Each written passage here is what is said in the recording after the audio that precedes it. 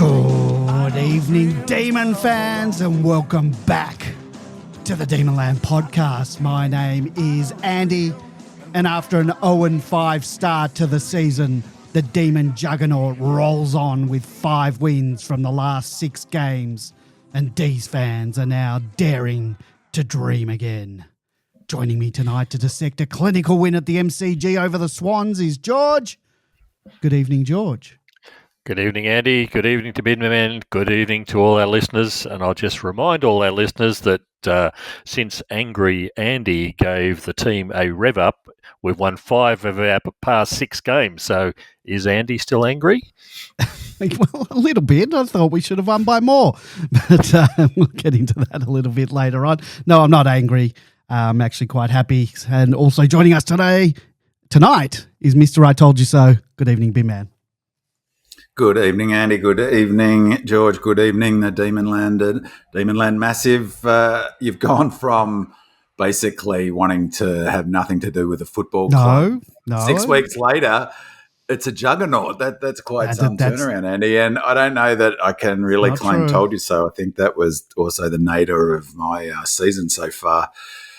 I wasn't ready to jump off the bandwagon quite already, but I was disappointed in my lack of ability to see the bright future that was suddenly looming ahead of us. Wow. It was a fantastic win. I enjoyed myself immensely at the footy. Had a great day. It was just awesome. So it was, I think, our most dynamic performance since 21 in terms of, right from the get-go, we looked absolutely switched on. And I think the Swans were too. And we'll unpack that a little bit. It wasn't, for me, a case of, they didn't turn up to play, as we'll talk about it in a little bit with the pressure ratings. But I just thought we were awesome. It was so exciting and it's pretty fun to watch us rattle on 130-odd points, isn't it? It was awesome. Look, I'll just say I wasn't ready to have nothing to do with the club. That was a passionate plea. That was a passionate plea that I didn't want us going 0-10 into the season. We were looking not great. And, all right, maybe I didn't keep the faith, but I was never going to jump ship, jump ship. I would have jumped ship a long time ago if that was the case. Yeah, and it was probably very justified given that it was after the Essendon game, if I remember. And if you saw Essendon play on the weekend. Yep.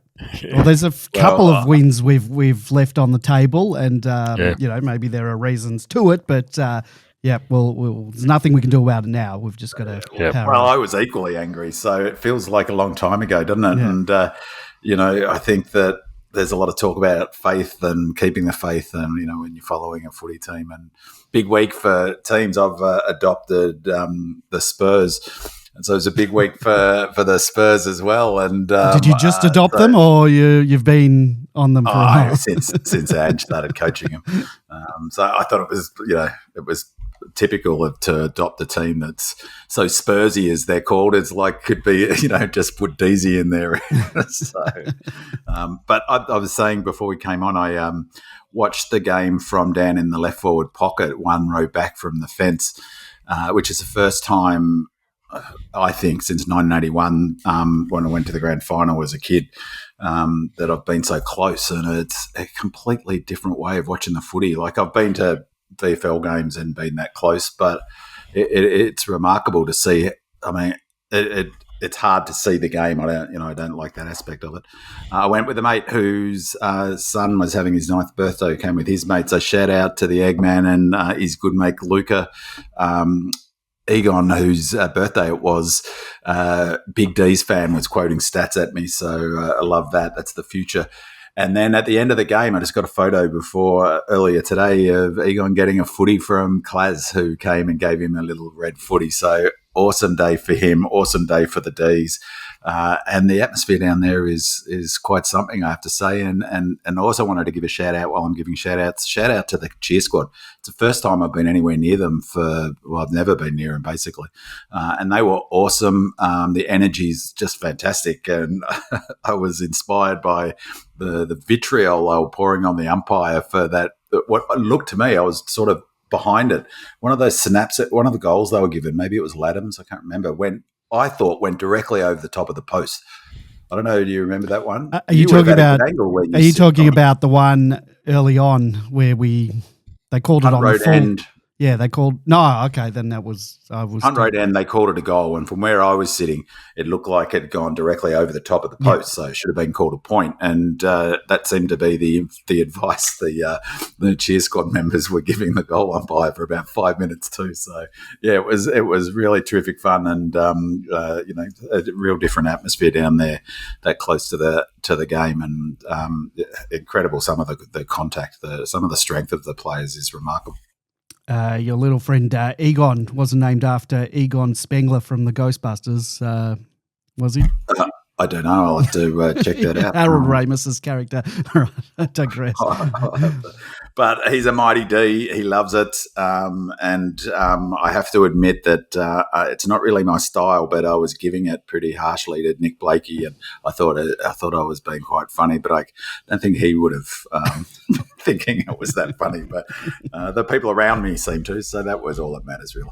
Well, if the MCG ground staff are looking for someone, just point them in your direction. All right, let's get into the reviews each week. I invite our loyal listeners to support the podcast, to leave us a 5-star review and a comment on Apple Podcasts, and truly appreciate that feedback. And as a token of our gratitude, we do give a shout out to those who do take the time to share their reviews. And Sarah the Jackal writes, as someone who's followed footy casually for years but never quite grasped all the tactics and nuance, the Demonland podcast has been an absolute game changer. Andy, George and B-Man break things down in a way that's easy to understand without dumbing it down. And I've learned so much about structures, game plans, and even things like list management that I'd never properly appreciated before. What I love most is how interactive it is. They read out the questions from the fans on the forum and actually respond thoughtfully. It really feels like we're all part of the same red and blue community, contributing to the conversation together. It's not just a podcast, it's a place where we all feel heard. Massive thanks to the team for making me love the game even more. Keep up the great work, legends. Go D's. Well, thanks, Sarah. A lovely review. And keep that feedback coming. Simply leave a 5-star review and a comment on Apple Podcast, and we do give you that shout out on the show like we did for Sarah. If you follow us on Facebook, Instagram, Twitter, and you want to leave feedback and ask a question, share a comment for the show, you can do so under our weekly podcast post or slide into our DMs. You can download and listen to the Demonland podcast on Apple, Google, Spotify, or any of your favourite podcasting apps. And in addition, come and watch us on and listen to us on YouTube. Just search for Demonland Podcast to find our channel and subscribe. And if you want to connect with other Demon fans from across Australia and around the world, head on over to our forum at demonland.com. You can sign up, join in the conversation. In addition to being able to post questions and comments for the show, as we've got coming up, you'll find endless discussions on all things Melbourne Demons. And if you are listening live, head on over and you want to head on over to our chat room. You can talk to us, you can listen and join in live, listen, talk to us in real time. But we've also got, that's how you can call into the show. And I've set it up there. So if you go to demonland.com, you're listening live, you'll find a link to be able to connect to us and ask a question or if you want to. Andy, on that, just you've got to sort out the ability to leave a message so Rosestar doesn't have to type his comments. Yes, I saw that. I saw Rosestar. I did see that. I'm in the process of doing that. I've just been very busy. Can you read them out as Rosestar? Can you read that message as Rosestar? Probably with AI these days, you could probably feed in all the voice messages that he sent in and we could simulate his voice without him having to call in. But not probably. You 100% could. Yeah, it's very frightening. Someone might be taking our voices right now and doing something, but I don't recommend that. Okay. All right. We do go live every Monday night at 8 p.m. So if you want to catch the show as it happens, head on over to demonland.com and tune in. I'm going to go straight into the match overview. In front of 38,520 fans of the MCG, the Demons produced their most complete performance of the season, overpowering a Sydney team by 53 points in a demolition. Melbourne's 0-5 start to the season may just be ancient history, and finals may no longer be a far-fetched fantasy. With 5 wins from the last 6 games, the D's are firmly back in the mix, just 1 game outside the 8 and playing like a team with purpose.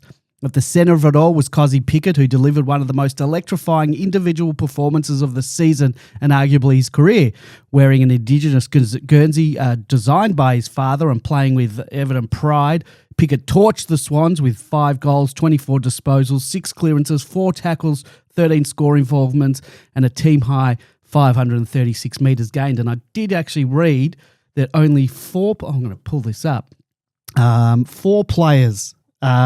in the last 20 years. I read out. Champion data shows that since score involvement started in 2003, only 4 players have had 24 or more disposals, 6 or more clearances, 13 or more score involvements, and 5 or more goals. And that's Jason Ackermanis in 2015, Patrick Dangerfield in 2014, and Matthew Pavlich in 2010, and Kozzy Pickett on Sunday. So well done, Kozzy Pickett. He's in some good company. Amazing game. Just an amazing game of footy. Yeah. He was everywhere, bursting through centre clearances, evading defenders with his signature agility and creating havoc inside 50. His third quarter was especially lethal, where he added 3 goals to effectively break Sydney's back. Post-match, Pickett admitted he had goosebumps walking off to a standing ovation, cradling his daughter in one arm while absorbing the adoration of the Demons faithful. While Pickett was the standout, the Demons' dominance was built on a ferocious two-way running and defensive intent across the ground. Melbourne smashed the Swans in contested possessions and locked them down in transition, forcing repeated turnovers and capitalising ruthlessly. Well, not all the time. Could have capitalised more. Clayton Oliver produced his best performance of the season with 31 disposals, 12 tackles and a vital goal. He was a relentless presence around the contest. That goal, an intercept and composed finish in the final quarter was met with an outpouring of emotion from teammates and fans alike. After a tough couple of years, the moment was as symbolic as it was celebratory. Max Gawn again imposed himself, finishing with 21 touches, 17 contested, 35 hitouts, 9 tackles and a goal. His work at stoppages gave Melbourne midfielders first use and set the tone for their ascendancy. Christian Petrarca celebrated his 200th game in style, adding 28 disposals and a goal. His powerful burst from centre contest proving pivotal in turning territory into scoring opportunities. And the often overlooked Christian Salem played a critical role off half-back, providing clean ball use and structure behind the footy. His rare goal, just his 8th in 7 years in the third term, helped extend the margin and deflate any lingering Swans hope. 10 individual goal kickers reflected the evenness of Melbourne's forward threat in addition to Pickett's 5. Jake Milcom continued his fine form with 3 majors. Tom Sparrow and Harry Sharp each slotted 2. Bailey Fritsch, Max Gawn, Petrarca, Salem, Harry Petty and Oliver all hit the scoreboard.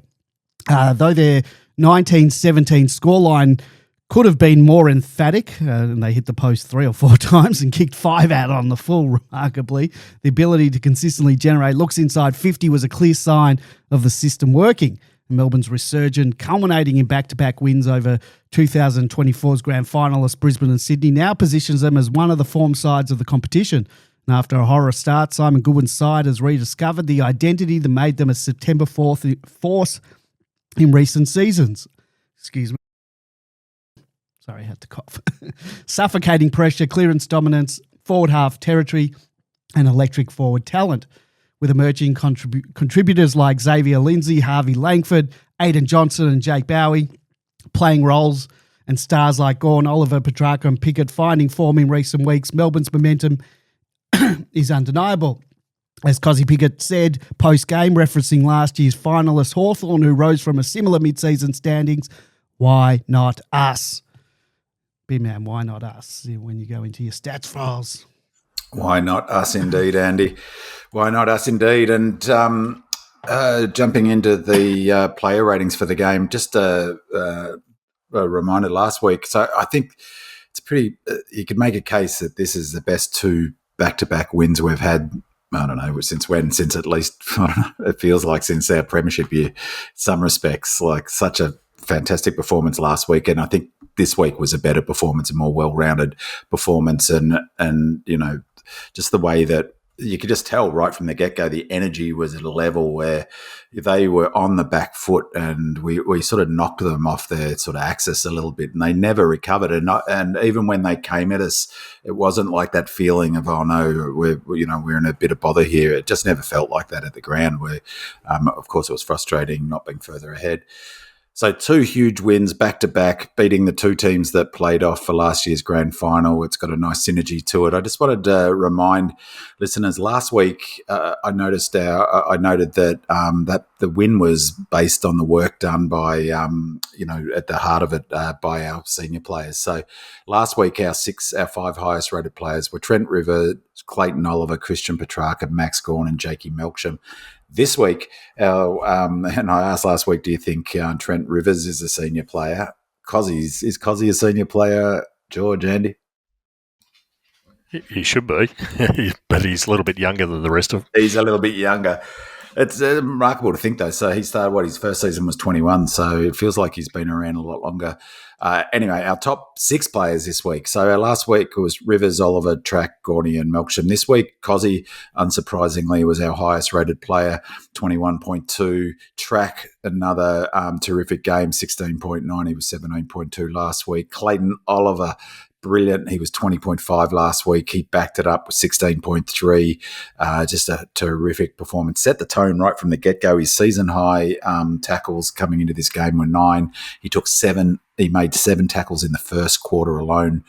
Really, really set the tone for the match. And just, by the way, that was one of the absolutely most incredible moment. I've seen a lot of games at the MCG, but the crowd reaction after he kicked a goal, it was amazing, wasn't it? 35,000 fans there. It felt like there were 100,000 all cheering 𝗟𝗏.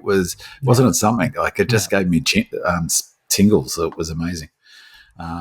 Clayton Oliver, he's second. Trent Rivers again, he was in our top 4, 15.8, backing it up after his huge week.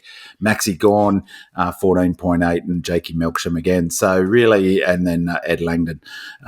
Really just wanted to reinforce the point that 2 weeks in a row, maybe taking Kozzy out of the senior players category, 2 weeks in a row, just phenomenal performance from our senior players, from our best players, not just our senior players, our best players.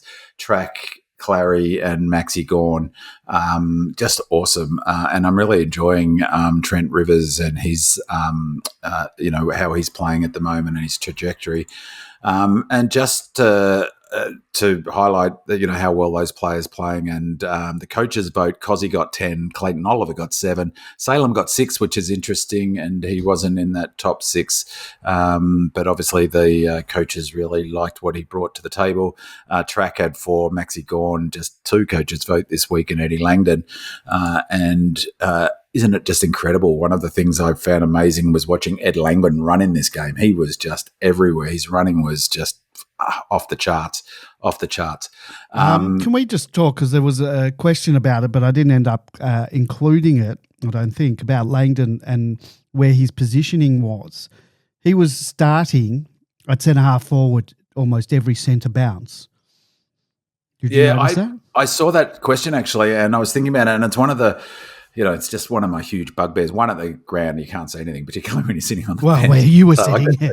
But even on the television, like I keep saying, why don't they at least put a little, at the start of each bounce, put a graphic up that shows where people are, their starting position? It would be interesting. They do it in other sports. They do it in cricket for fields. They do it in soccer to see the starting lineup. I don't know why they don't do it. Well, I do know why, because they're bloody hopeless and they've got to do you got to sort of get it out there quickly. Hardly matters, but I think it's a function of 2 things. One, remember that Langdon was going to play midfield, so he's not playing midfield. They want him around the ball. They need his running power. Essentially, I would say that the answer to that question is that he's another high half forward. He's backfilling a little bit of the running power we've lost with Nibbler not being in the team, sort of the arc-to-arc running power. And they obviously like using Langdon and Langford and Lindsay. And Langford and Lindsay on the wings. And Chandler as well is playing the wing too. Yeah, well, he's playing high half forward wing. And so I would see his role almost like the classic utility back in the day when you'd get your footy card and it'd say utility on it, or Ruck Rover. He's just But it's his running power, and instead of running along the wings, he's running sort of arc to arc, but more through the corridor. His running was it's just something to watch live, and how often he's kicking inboard to that sort of right angle kick inside. It seems to be his go-to kick. Impressive performance from him. In terms of good, well, you can't get much better than this if you like the sugar hit from scoring, though how frustrating was that first half of the inaccuracy. I was like, Andy, I can see you've had a haircut, but that might have been a result of that first quarter. I pulled it out at the game. Yeah. We had 42 shots on goal, the most for the D's since round 8, 2018 versus Gold Coast. I'll repeat that. That's the most shots on goal we've had since round 8, 2018 versus Gold Coast. Really, I want to flag the best thing really was our transition. So there's stats that measure transition or break it down a little bit. Transition stats measure how often chains of disposals result in a score or an inside 50. Chains include all kick-in chains or clearances and intercepts with at least one disposal in the chain. For the first time all season, I'm 100% confident of this without going back and looking at the numbers. We were in the positive for all of the key stats. So chain to score percentage, which is proportion of all chains that resulted in a score. 30% of our chain resulted in a score. Only 15.5 of theirs did, so plus 14.5%. Defensive 50 to forward 50 was 25% to 21. So defensive 50 to forward 50 is proportion of all chains starting in the defensive 50 that result in the inside 50. We did that 25% of the time, which is impressive, plus 3.3. Remembering they were a side that were regarded very highly for their transition last year, but they're struggling this season mid-table. Better than us, though, I have to say, up until the last 4 or 5 weeks. Over the arc of the season, they're probably a little bit in front of us, but not much anymore. Defensive 50 to scoring percentage 12.5 to 4.3, which says two things. One, it's better by us in terms of the amount of scoring we're doing from our back half, but they only scored 4.3% of the time from their back half. I thought defensively, really that was the story, and it was interesting. I heard Track interviewed directly after the game, and he was asked about our offense, and he answered by, well, I actually think it's our defense. Everything comes from the defense, which is interesting on a day that, as I said, that we had the most shots on goal for 7 years, and his mind went straight to how effective our defence was. And I think that the fact that they could only score from their back half in chains 4.3% of the time it really reinforces how effective our defensive structure was. Defensive half to forward 50%, 35 to 24. That is defined as proportion of all chains starting in the defensive half that resulted in inside 50. We were plus 11.2 for that, and defensive half to score 16.1%. So that's pretty good, better than our season average of 13. But they only scored 7.6% of the time in chains from their back half. So we really plus 8.6%. We really smashed them in that half. That was reflected in our season average for points from defensive half is a pretty lowly 26.4, but we scored 40 points in this match from our defensive half. Our season average against, we've been giving up 40 points from 40.1 points per game from our defensive half, from the opponent's defensive. No, from our defensive half. In this match, we only gave up 25, and I reckon, we're guessing, I don't know, but I'd reckon 18 of those points, of those 25 points, were in the last quarter. But before that, we did a brilliant job of stifling their movement. And that was something you could see from down low about how hard they worked to cover off and to block up and create congestion ahead of the ball. They were really in two minds. It really felt like, back in the day in 21 when we were playing our best footy, our most stifling footy, that sort of sense of players looking up the field and being confused about what to do next. Seems like that happened to the Swans a few times, even though it was much more widely spread. It wasn't that wall that Melbourne were putting up in 21. So our transition footy was the best that we've done all season, no doubt about that. That's what we want to do. That's the game that we want to get to. But, of course, we also smashed them in the contest. 190 pressure rating across the game. We laid 89 tackles. they laid 82. So what's that? 170. 181 tackles for the match. Huge. We had 20 tackles inside 50, 11 more than the Swans, so another huge number there. And it was great to see, wasn't it, that Fritter was amongst it with the tackles. I thought his game was excellent. His energy was excellent. Ditto for Kozzy, obviously, up forward. But 𝗟𝗂𝘀𝗁, his pressure was fantastic. The team pressure was fascinating. This is really reinforces. So, I think you can take off the table the idea that the Swans didn't come to play. First quarter, their team pressure across that first quarter was 216. 200 is considered super elite in terms of tackling pressure. We were 204. They more than matched us, 216. So we're minus 12. They also beat us in the second quarter, 176 to 170, minus 6 in that quarter. And we came out after halftime, and this is what was super impressive. It came out after halftime in that third quarter. We screwed it down hard, and we were 200 of their 182 plus 18. They couldn't go with us. We upped our rating, and that was the game, really. Then the last quarter, though, I was super impressed also that the Swans didn't throw in the towel. Their pressure rating was 190 to our 185 in the last quarter, minus 5. Remarkably, the pressure rating was bang on 190, both teams. So it really showed that the Swans never sort of threw in the towel. They worked right to the line. If you look at, say, for instance, even the Brisbane game, but the Freo game, the pressure differential was massive in those games. Contested possession, as you mentioned, Andy, we're plus 27 for contested possession, plus 18 for ground ball gets. We were plus 16 for post ground ball gets. We just really wanted the ball. But this one was a really standout number in terms of the contest. For post-clearance contested possession, as I said, it's an important data point for most coaches. When we were playing our best footy, for context on post-clearance, during 21 to, say, 23, which was when we were playing our most, when we were winning more games than, than we have for decades, really. That was our one-wood post-clearance possession. The best we had between 21 and 25, and thanks to Willow for these numbers, was plus 36 in round 5 against the Hawks, and that just really shows how we played. We've had 23 times. We've had plus 23 on 11 occasions. We've had more than plus 23 on 11 times. On 11 times since 21, most of them being in 21, 22 and 23. But we were really down on this number last year. I suspect that, we barely won that more than a handful of times last year until the last 4 or 5 games when we upped our pressure rating. But we're getting back there, and at the same time, we're also improving our transition game, and that's a really good pointer to what Goody's trying to do, combining those two methods, if you like, the transition footy, but intense pressure. Pressure wins games of football. So plus 23 was an amazing performance, 90 to 67. Tackles inside 50, I mentioned, we were plus 11.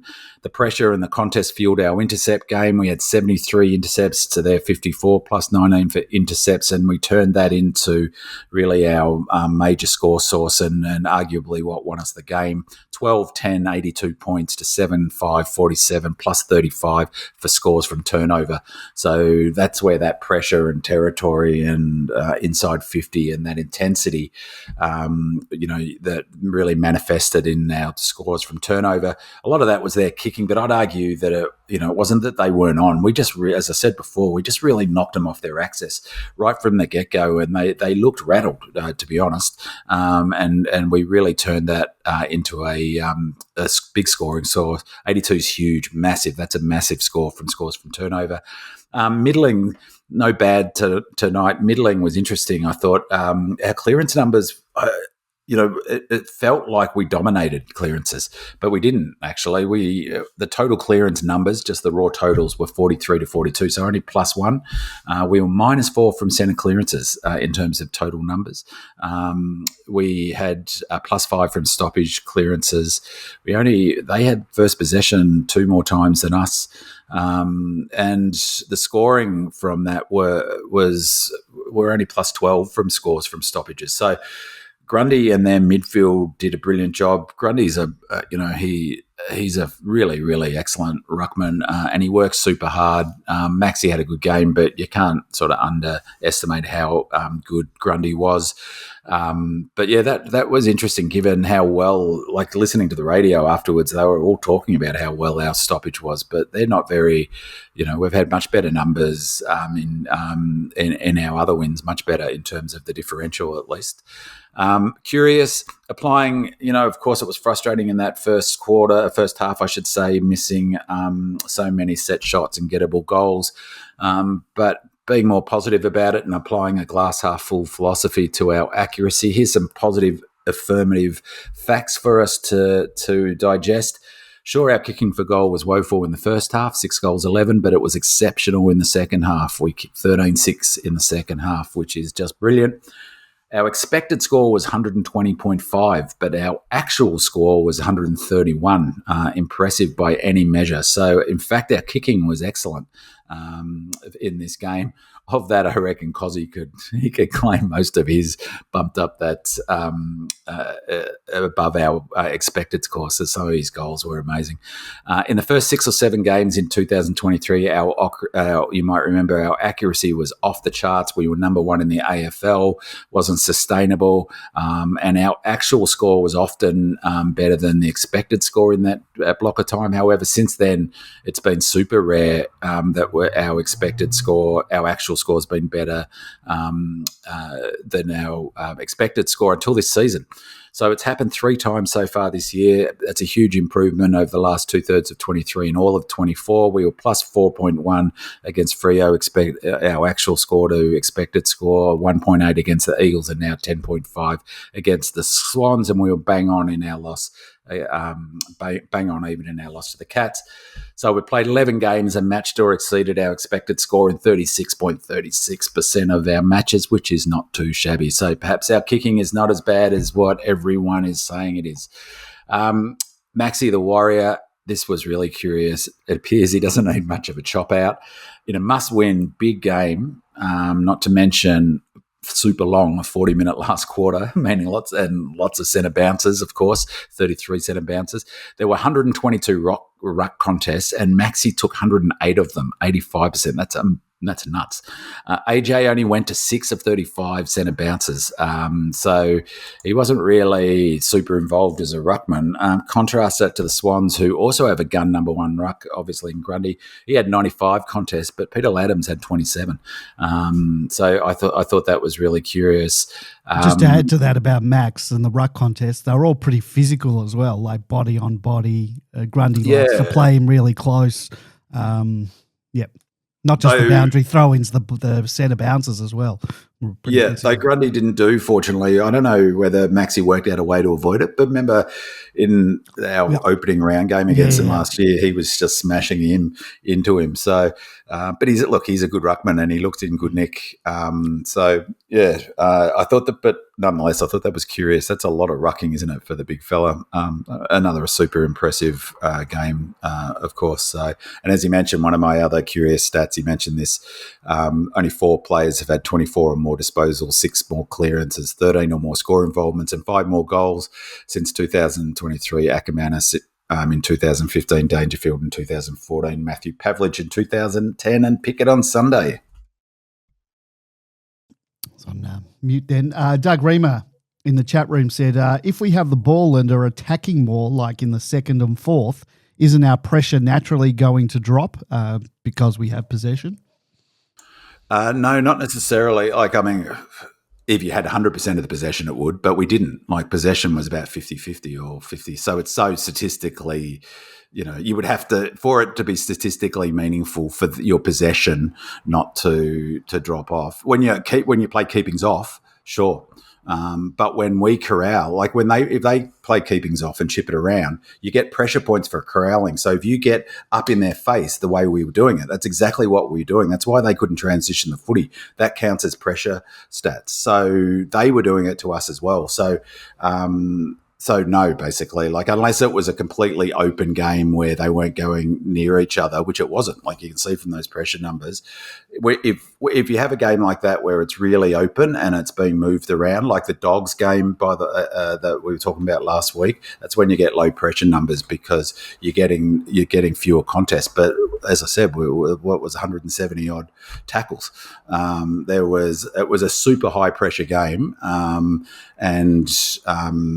the only time those pressure numbers drop are when you really, really spread and no players come at the opponent. Every time Melbourne player rushes up to the mark to stop someone playing on, that's pressure points. Anytime a Melbourne player chases a player who takes off after receiving the handball, that's pressure points. The biggest pressure point you get is when you actually lay a tackle, but there's multiple ways that they accrue pressure. So no is the short answer. There you go, Doug. Let's get into our listener questions. Spirit of Norm Smith asks, are we back? There were really positive signs. Tracks burst in energy. Clary's 31 possessions, 12 tackles. Gawn dominated again. Backline well balanced. Pressure was immense. Kozzy was electric. Go Lordy says, what does it mean if we beat the winner of last year's grand final in round 10 and the other grand finalist in round 11? And D-Rev says, I may be biased from watching the 𝗚cie game as well, but we need to consider how poor the Swans were in assessing where we are at. They made so many unforced errors, I thought they might be playing a different sport. I know you can only beat the team that you play against, but I don't think it's time to take the lid off. So, George, are we back? Is the lid off, or should we temper our excitement? I think there are a lot of things came into this game. I think the first thing is that we really got the Swans at the right time. They were really poor. They're poor from a manning perspective. They were missing 8 of their first 22 players in this game. They were missing Amati, Goulden, Melican, Papley, McInerney, Francis, Logan McDonald and Cunningham. The other thing that happened during the game, most people didn't notice it, was that Heaney obviously did a groin about just before halftime and was permanently stationed, as far as I can see, in the forward line from there on in. So they really only had 2 good midfielders in this game. Heaney was one and Warner was the other, and all of a sudden you've only got one decent midfielder left. So they really couldn't put their best team on the ground by any stretch. So that was the first thing. The second thing was the other thing is the coach. I was just about to say the coach. Sorry, Dean Cox is no Max Gawn. Yep, no. He is no John Longmire by any stretch of the imagination. The most stupid thing that I saw in this game was about 5 minutes before the end when it was a centre bounce. Hamling, for their side, went to the very extremity of... He was playing winger. He went to the extremity of the box so that he could run into the back line to create the extra man. And that's something you do when you're 1 or 2 points up to stop the opposition getting in, not when you're 10 goals down. And you sort of go, what in the hell are they doing in the box for that? But anyhow, so yeah, Sydney are not what they were. I think them getting to the grand final last year was a bit miraculous, and subsequently they've been just an ordinary side all round. The other thing from our perspective, let's look at what we're doing. I think a number of our movers and shakers are starting to find their best individual form. It's very difficult to understand where Petrarca's coming from after this time last year. He had a really, really serious injury. It's difficult for people who haven't suffered serious injuries how long it takes them to get back from it. He's starting to now play the Christian Petrarca that we know so well. He's got more confidence. He's got around ball handling in particular. He's just playing such a more dynamic role than what he was even earlier in this year. So we're seeing a progression in him. Clayton Oliver is exactly the same. He's come off a very limited pre-season, a very disappointing last year after injury and all sorts of things. All of a sudden you're starting to see the best out of Clayton Oliver again. Kozzy turns on these absolutely blinders of games, absolutely blinders. One of the best games of footy you're ever going to see. Absolutely, and we'll talk more about him a bit later. But all of a sudden, you're getting your quality players playing that much better overall output. Is the easiest way to put it. So, so that's the best thing that we're seeing with us. The other thing that I think is starting to happen is, for example, the two players that we bought in this year, in Langford and Lindsay in particular, they're playing as much game time as any of the other seniors players in the side. I was astounded when I saw the Langford time on ground, for example. These guys are playing. They've only played half a season so far, and they're just as effective. Yeah, and it's their first season, and they're playing. Normally your first year player, you expect them to see in and out of the side or limited game time till they get it. These guys are playing the same as our senior players.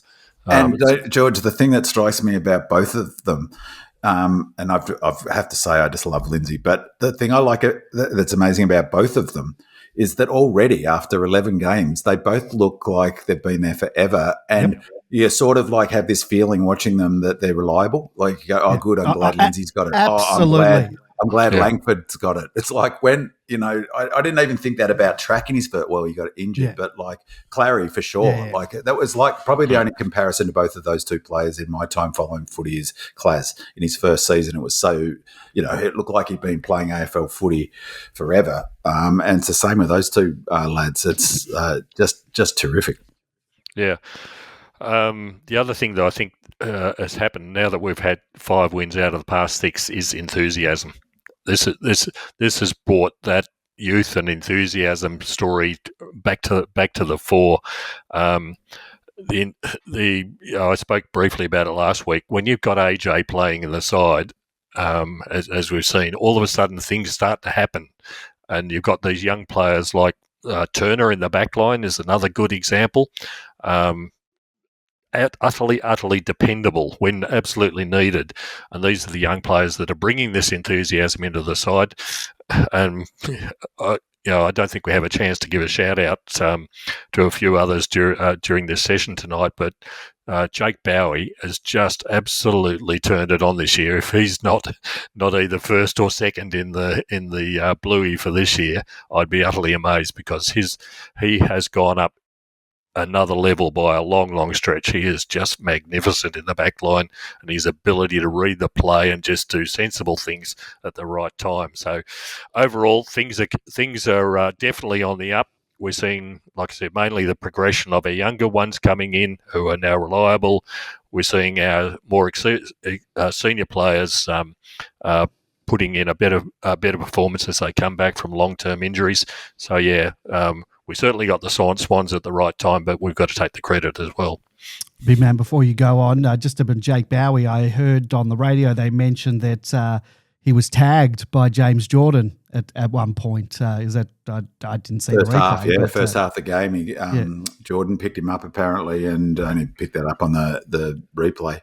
Yeah. By the way, you wouldn't have wanted to watch that game live except at the ground. Dermot Brereton was off his chops, and was like, "What?" So I couldn't wait. Anyway, he's on Fox, yeah. He's on Fox. So they mentioned. I saw a clip of BT today saying that he turned to the Fox box, which is next to the Channel 7 box, and there was no one in it. So the Fox studios were not there. That is ridiculous. I can understand not going interstate, but to not go 2 minutes down the road or wherever they are is ridiculous and a disgrace. And it's funny, but I didn't know that till afterwards, and because I saw the report about BT's comments, which was good, a good sledge, I reckon, particularly because they've taken the Saturday night games, which is just such a boneheaded decision. And are they doing Saturday night at the studio and not at the game? Surely not. But surely not.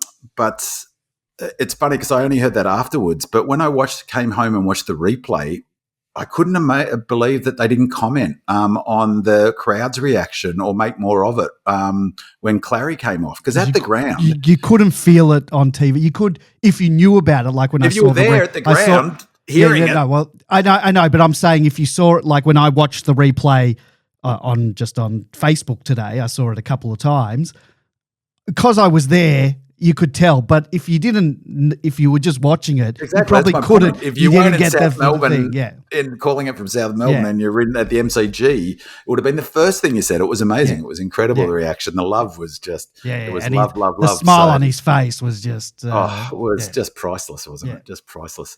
And just want to say that, great summary, George. And, I've talked obviously a lot about fitness and whatever and that stuff, but the number one thing in football, the number one determinant of a team's chances of winning a flag is injuries. And it just drives me nuts how little, the whole soldier out, soldier in rubbish that infests football and the coverage of it and the whole way we talk about it is just ridiculous. It doesn't happen in the NBA. It doesn't happen in the NFL. If you lose your starting quarterback in the NFL, everyone knows you're toast. It just drives me nuts and the Swans are the perfect example. At this stage last year, they hadn't lost a game. They had not lost a game, and that was because they had a absolutely injury-free list. They didn't have a single player at this point last year who wasn't available for selection. And this year, George went through all of the key players they've got out. It was 6 or 7, George? 8, best 22? Yeah. 8 out of their best 22. So I don't care what effort. You saw what effort they brought. They brought effort. Pressure rating is they're solid numbers, as good as any other team has brought to the table for us all year. But you take 6 or 7 of your best 22 out, you're going to struggle. The same goes for us last year when we're having these conversations where Melbourne were at last year at this time last year. And I think one player above all has really hurt them because their transition game is all over the shop, is Goulden. Yeah, Goulden was the player who was so critical to their ball movement. And as George noted last week, the one that was almost as critical because Goulden freed him up and they got run was Blakely. I mean, he looks a shadow of him, the sort of player he was. But part of that's to do with not having the players like Goulden feeding the ball with those really aggressive kicks. So it is just such a massive factor. That doesn't take away from our performance one little bit. It's a bit like we'll talk about the Casey game later. Yeah, Preston, were a poor team, but it doesn't matter. When you bring, what we want to see is effort and willingness to work hard and to play the game plan that we want to do. And we did those in spades, which is why we flogged them. I put a post on Demonland before the game that I don't back Melbourne games, but if I was going to, I'd be all over that one because we started. I knew we'd come in, but when I posted it, that we were 2-10 outsiders. They were favourite. Didn't make any sense at all. We'd won 5 of our last 6 or 4 of our last 5. They'd lost 3 of their last 5. But number one is, as George said, they have got 6 or 7 of their best 22 out. It's just. I couldn't believe the odds. They were so out of whack, and I predicted a 32-point win, and I was only halfway wrong. Let's get into the next one. Go Lordy asks, are the Swans loading? Were both teams knackered in an almost equal last quarter, 10 scores to 8? And MPC says, usually at this time of year, the NAM rounds, we seem to be very sluggish and play some of our worst football for the year. This year, it seems to be the opposite. We have run out games so strongly the past 2 weeks. Do you think the high-performance team have changed their approach to when our loading phase is? Perhaps we loaded up earlier this year with a view to gradually gain momentum throughout the whole season, similar to what the Lions did last year. Monocular says, our final quarters, which were nightmares earlier in the season, have been fantastic in recent weeks. Is this stark contrast also linked to our training and conditioning? Leave It to Diva says, credit to our fitness staff at the club for turning things around with our stamina, not least of all for 𝗟𝗏. We are finishing games so much more strongly now. And a shout out to the team for putting the foot down on the accelerator in the last quarter and show some genuine desire to bury a team. So, big man, this question's right up your alley. Last week I just gave it to George. He objected, so throwing it back to you. So what do you attribute this incredible turnaround in our ability to run our games to? Well, I wouldn't say incredible ability, but the working through the questions, are the Swans loading? No. And we were both teams knackered in almost equal last quarter. No. The pressure rating, what did I say it was? It was, let's have a look. It was 185, 180 something in the last quarter. Have a quick, talk amongst yourself. It was 185 to 190. So they were 190. If contrast that to Brisbane, who I think were loading. They were 155 in the last quarter. No way were either team. They were both cherry ripe for this game. D's were, Swans were. We talked about this earlier in the season. I posited that there's a chance that we're doing exactly what 𝗟𝗶𝘀𝗁𝘀𝗁 suggests. They're exactly right. Our pattern over the last, since Burgess came on, was to be cherry ripe for round one and take that through for the first 6, 7, 8 games of the season. It worked brilliantly in 22. We were 10 zip or something in 22. It worked brilliantly in 23. Not so well last year, except still that first 6 or 7 games was by far our best win-loss ratio for the season. So it's clear for the last few seasons, at least since Burgess has been on board in 20, that we've aimed to peak, to be cherry ripe round one, and then, using a metaphor or analogy of a car running out of fuel come buy period, which has been the period of time, as 𝗟𝗶𝘀𝗁𝘀𝗁 suggests, where we've really struggled around the buy period, where Freo have got us on the outside, where Collingwood have run over the top of us, where we go down to bloody Kardinia Park and they do a number on us. That's been the pattern. I absolutely now think, based on the evidence of what we've seen, that that's exactly right, that MP suggests, that we're rejigging our program, our high-performance program, to peak. I think there's 2 peaks really, or 2 or 3 peaks during the season, to build the peak around into the buy period and then use our buy, which I don't think, we've got 3 more weeks to the buy, is that right? I think, or 2 or 3 more weeks. St Kilda, King's birthday, and then I think the buy. Then the buy, right. So I think that we're redoing it. We've, exactly as 𝗟𝗶𝘀𝗁𝘀𝗁𝘀 suggests, we've changed our approach to when the loading phase is. We've loaded up earlier this year with a view to gradually gaining momentum through to this middle stage to avoid some of the losses we were getting, but at the risk of the losses that we had, and it's a calculated gamble. So I really think that's exactly what we're doing. So I agree with Leave It to Diva. Credit to our fitness staff for getting us where we are. The other thing that's really important to note, and we talked about the importance of injury, is that we've had a really good run with soft tissue injuries. We've had injuries, but they've all been contact injuries, haven't they? And there's been Marty Hoare was contact injured. Maybe he had a calf or something, but it's been a real theme from Burgess and into Selwyn Griffith, is that we've done great for our lack of soft tissue injuries. And I forget which club I heard the other day. Is it the Blues? Someone has just had a nightmare run with, one of the clubs has had a nightmare run. Maybe it's Essendon with soft tissue injuries. Just on that, I just want to talk about that impact of loading. And did you end up being able to clip up those? Yep. So the second one, the ABC radio one, just to set this up. So I got you to clip, Andy, to clip this up for this question, just to talk about the impact of in-season high-performance program and increasing loads. And the context is it's an interview with Nick Dacos, who, as much as I hate Collingwood, this young man continues to impress me. He's one of the best footballers I've ever seen. Ultra professional. He had a really, really interrupted pre-season. So, yeah, I think plantar fascia or definitely some foot problems. He had a really disrupted, particularly before Christmas, couldn't do any running before Christmas. So he's, for an elite runner, his whole program has been disrupted. And Cameron Ling, and it's great. I'm really pleased in the media. There's starting to be a little bit of discussion about fitness and high performance programs. It's starting to seep through the AFL banning of such conversations, which is a conversation for another day. But yes, if you could play that clip, Andy, that would be great. It's Cameron Ling talking to Nick Dacos. Just quickly, we don't have to discuss it, but do you think it's the AFL not wanting to discuss it, or the clubs not wanting to give away their IP or their? My personal opinion? Yeah. I think it's the AFL largely driving it. Of course, the clubs don't want to, but the clubs, if there's conversations there, they can't stop. They don't care. All the clubs would know where the other clubs are at. Yeah. And just on that, as I said, I didn't have much doubt that the Lions were loading. And so much was my confidence that I smashed them on the punt, because I knew they would come out and be completely wound up and ready to go against the Hawks.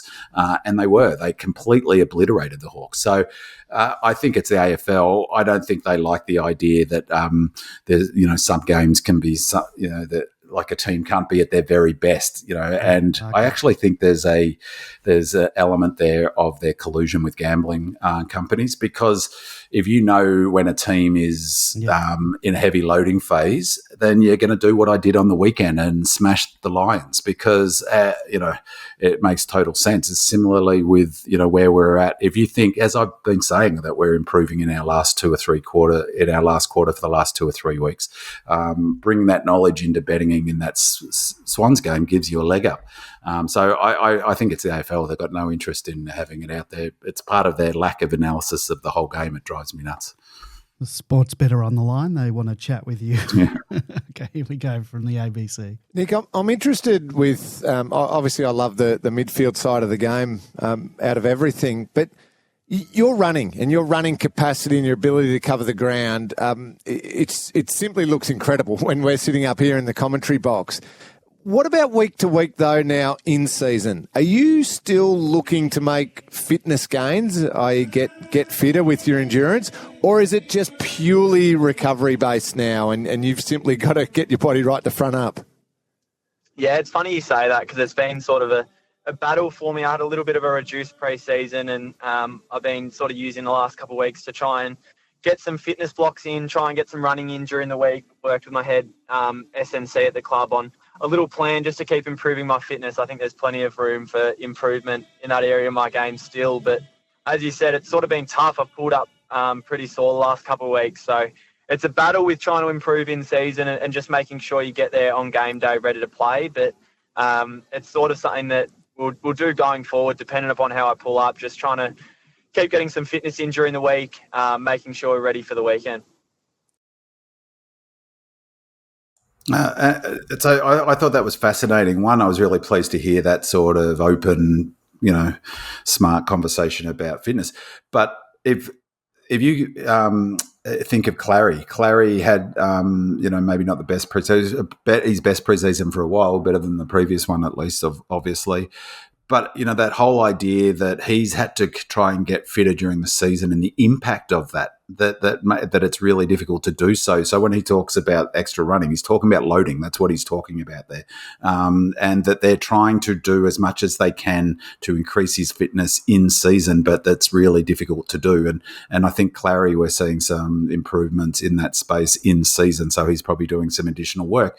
Why that's important, if you aggregate that over an entire team, and you get a team doing an extra block of training, is exactly as Nick Dacos just says. It makes it really hard to, as Cameron Ling he went on to suggest after you stopped it, Cameron Ling goes on to suggest, well, it makes it really hard to get up on game day if you're doing extra loading, which is why if you've got 23 players who come out to play a game of footy who have all done a heavy block of training, it's just not possible for them to perform at their optimal.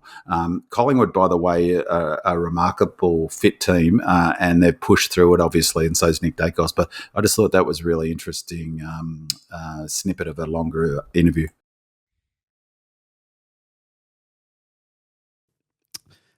Scroll writes, who said we can't kick a winning high score? Can you imagine what the scoreboard would have looked like if we'd kicked straight? Set shot goal kicking is a massive problem at the club. Just look at the scoreline in the 𝗚cie game.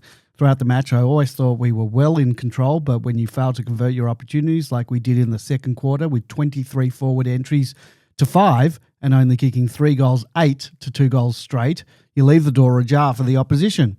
We kicked the first after half-time, but they then kicked 2 and then missed the next 2. If they had kicked those 2, it's game on. We have to put teams to the sword. All's well that ends well, but that should have been an 80-point plus drubbing. Monocular says, goal conversion is still disappointing, though 4 posters and a couple have touched on the lines. Unfortunate. George, accuracy in front of goal, it's not going away.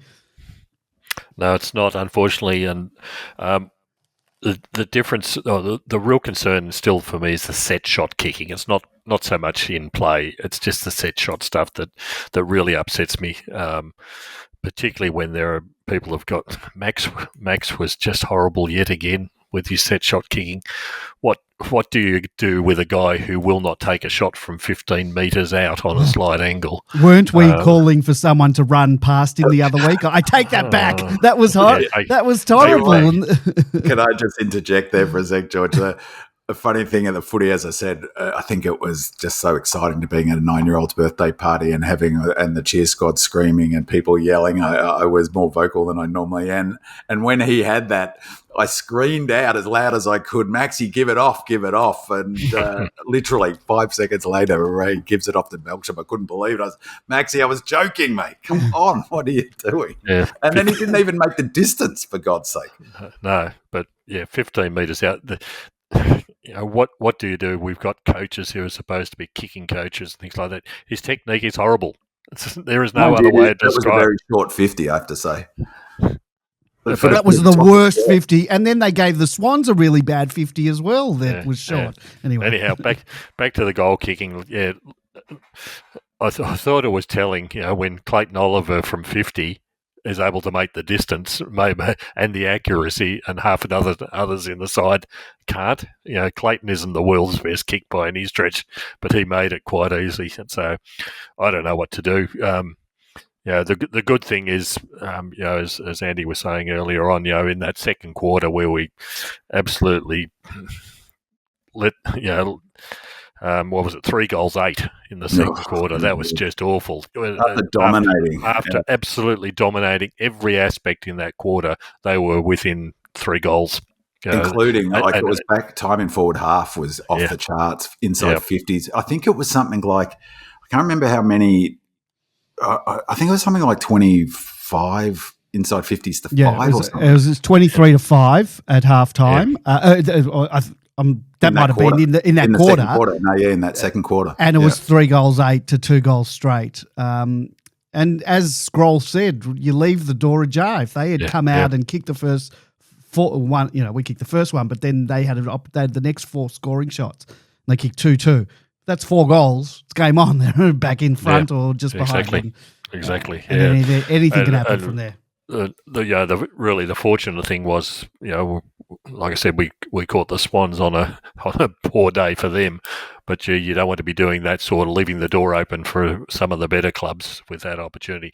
Came good in the last, which was the promising thing when we kicked 8 goals 2, which is fantastic. That makes us all feel good, but it's and just some blinders. The goal from Kozzy. I mean, the one from 𝗟𝗀𝗀𝗁 that was.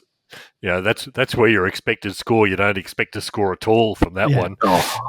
But that really made things look really good. But we keep talking about this every week, don't we? It just keeps coming up. So I don't know what to do about it. Good. I was reflecting back in that first 6 or 7 games in 23. We were so far number 1 in the AFL for scoring accuracy. It wasn't funny, and Daniel Hoyne, I remember, was saying, it's an asterisk on our performance because remember we won the first 4 or 5 more. I think we won at least the first 6 or 7 in 23, didn't we? And he was saying just they're expected, like they're kicking out of their skin. So a lot of the same players. So maybe we'll have a good, maybe got to we'll have a good period. But it's Anyway, it'll help if Fritter gets his accuracy back. That's been a big factor, I reckon. And JVR out, like he was accurate when he was in. So, Lazy writes 82 points from turnover, 43 points from stoppage, and 40 of our points originated in the back half. The metrics are all there to show that the game plan is starting to take shape, but the 43 points from stoppage, 15 of which were from centre bounce, was one of the things I was most stoked about in this game, and the spread of clearances. Pickett 6 clearances, 3 from centre, Salem 6, 3 from centre, Petrarca 2 and 2, Oliver 3 and 2, Gawn 7 and 1, Langford 3 and 1, and many more. It may very well have been the best midfield spread performance we've had in a while. My question is, our ascent back up the ladder can definitely be put down to the game plan starting to click, but for this team, could consistent clearances and scores from stoppage be the cherry on top and the multiplier effect that could take us further? Is the sky the limit for these Ds? So, big man, game plan starting to click, having almost a full complement of our best 22 and many of our stars starting to find their best form certainly helps. So what do you think about what Lazy has put forward there? Yeah, I think it's a really good point. And in the mid-season buy, I'll sort of drill down on a bit on the game plan. But I've got another clip to answer this question as well. So, Andy, can you play the first one? So the setup for this one is Daniel Hoyne talking about one of his hobby horses, which is the way the game's evolving in the last few years and the two types of ways of winning games of footy, one through the contest and the other through kicking skills and transition footy. And then I'll come back to sort of pick up those points to answer Lazy's question.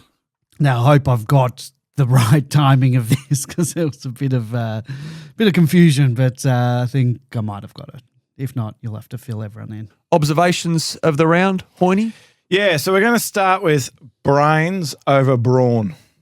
Okay, so this is where it's a bit of just a bigger picture conversation around where the game is going. So what do you value? Do you value the brawn with how you win contests, your toughness, your muscle to be able to, extract contested possessions, extract clearances? Or do you value the brain, which is the ball use, the outside game, getting into space, and then the creativity, looking upfield, how do I put my teammates in a better position? And the reality is that we keep talking about this on this show in 2025. Give me the brain over the brawn. Okay, so if you have greater impact with how you use the footy than what your oppo does, you're winning 80% of matches this year. If you have greater impact with the brawn, how you're actually winning the footy, you're winning 70% of matches. So still high, but what you're doing with how you use it, that is modern day footy, and it's why our rating system this year, which has caused a few eyebrows, it's why so many halfback flankers are so high up because it's how you use it over how you win it. And I want to just get into it as to why this is the case, right? So you think about contest, and if you're relying on bashing up your opposition to win games of footy, that will get the job done throughout a home and away season and will get you a starting place on the grid. But when you get towards the end of the final series, the reality is you're coming up against teams that can handle their own in a contest situation. It's not, they might not necessarily, rely on winning contests and clearance and bashing you up in that area, but they'll hold their own. So just think of the last two final series, right? And the last two premiers. So Brisbane last year played in 4 finals. Collingwood the year before played in 3 finals. So 7 finals in total. Only once did they win contested possession in those 7 finals. And that was Brisbane last year, grand final day, where they annihilated Sydney. They won contested possessions by 2. Are they close to negligible? By 2. Are they close to negligible losses though? Very close. Yeah. So you can't get blown. You can't get blown away in contests though, can you? 100% spot on. And I'm glad you said that. So I'm not diminishing the contested possession side of things. Just give me the break-even profile. Yeah. Great, Andy. Thanks.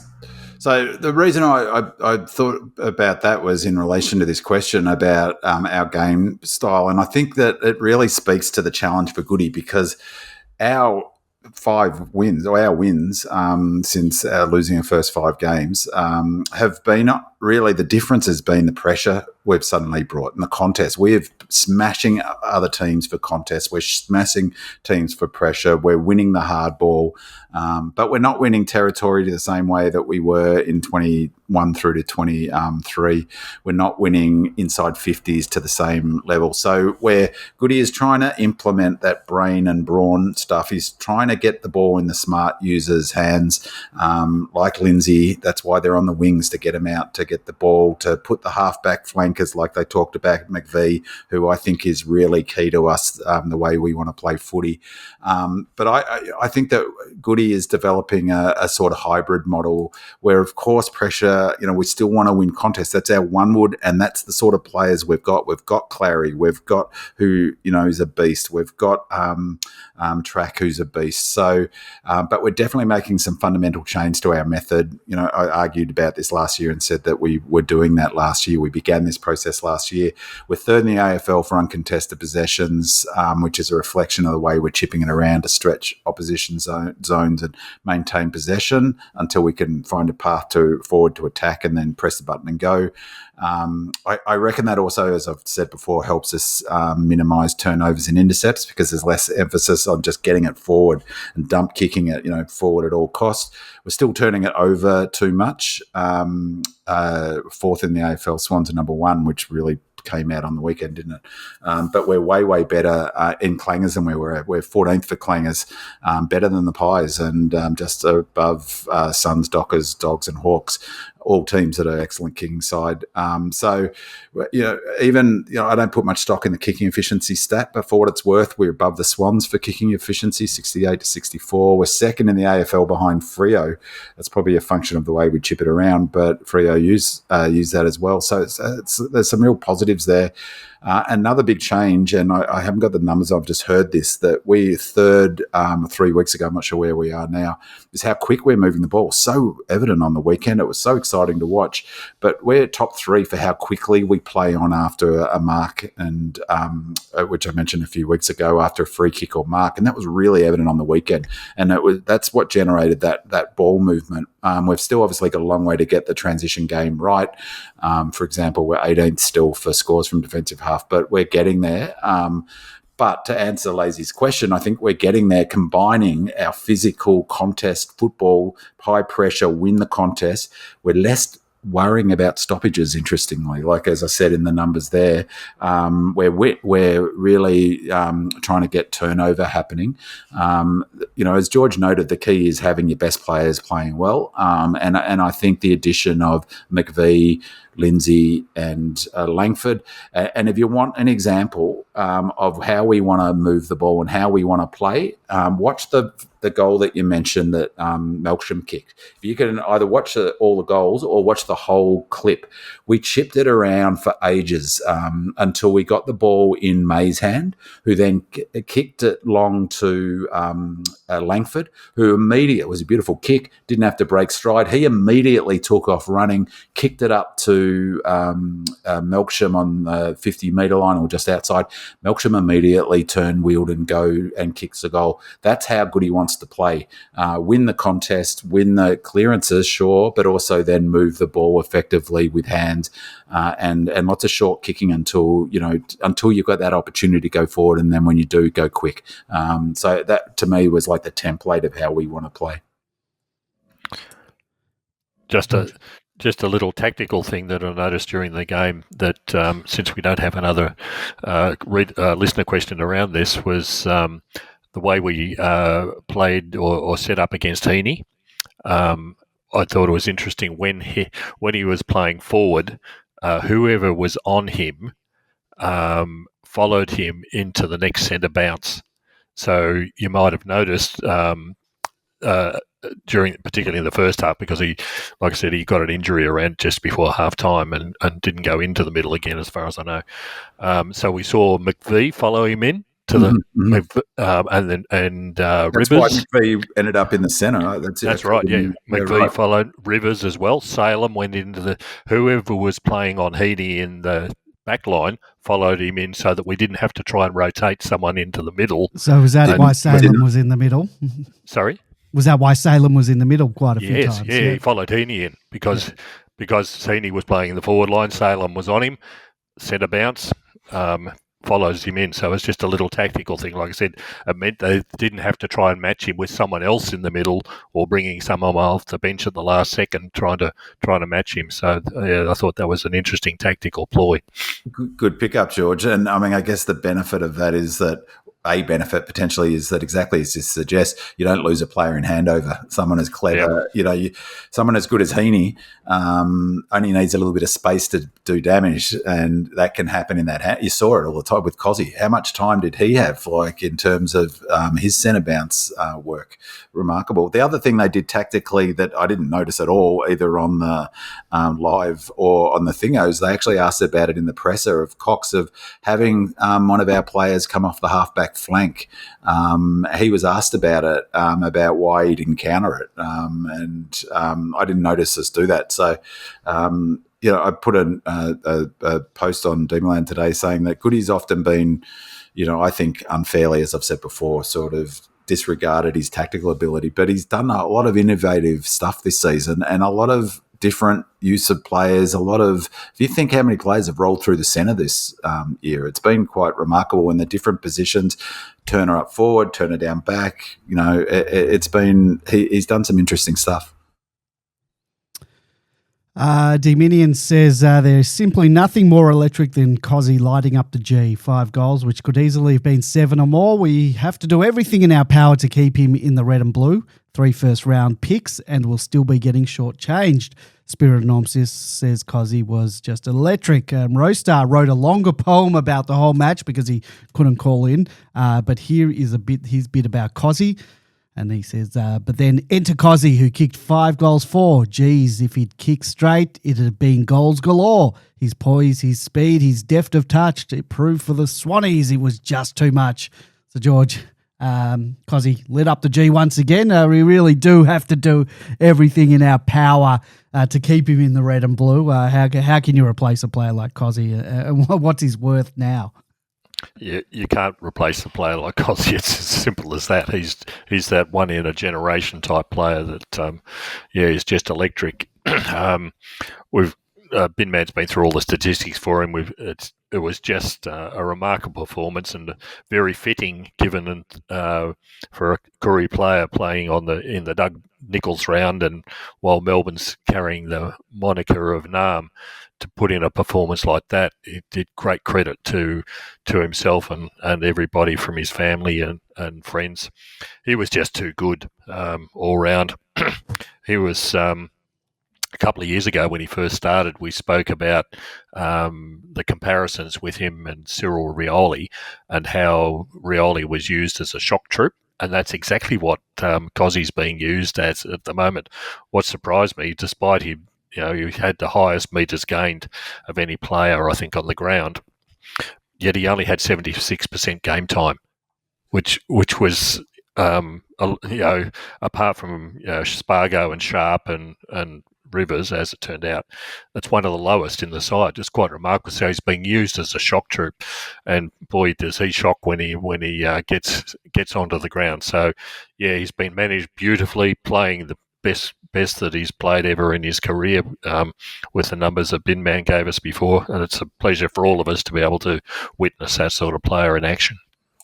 The other thing, just to sort of back up that idea of him being used as a shock troop, and I reckon Rioli is an awesome player, but you could mount a case that Cos might get to a higher level, and I think it's because he's a better midfielder. Like his numbers in this game as a midfielder were just off the charts.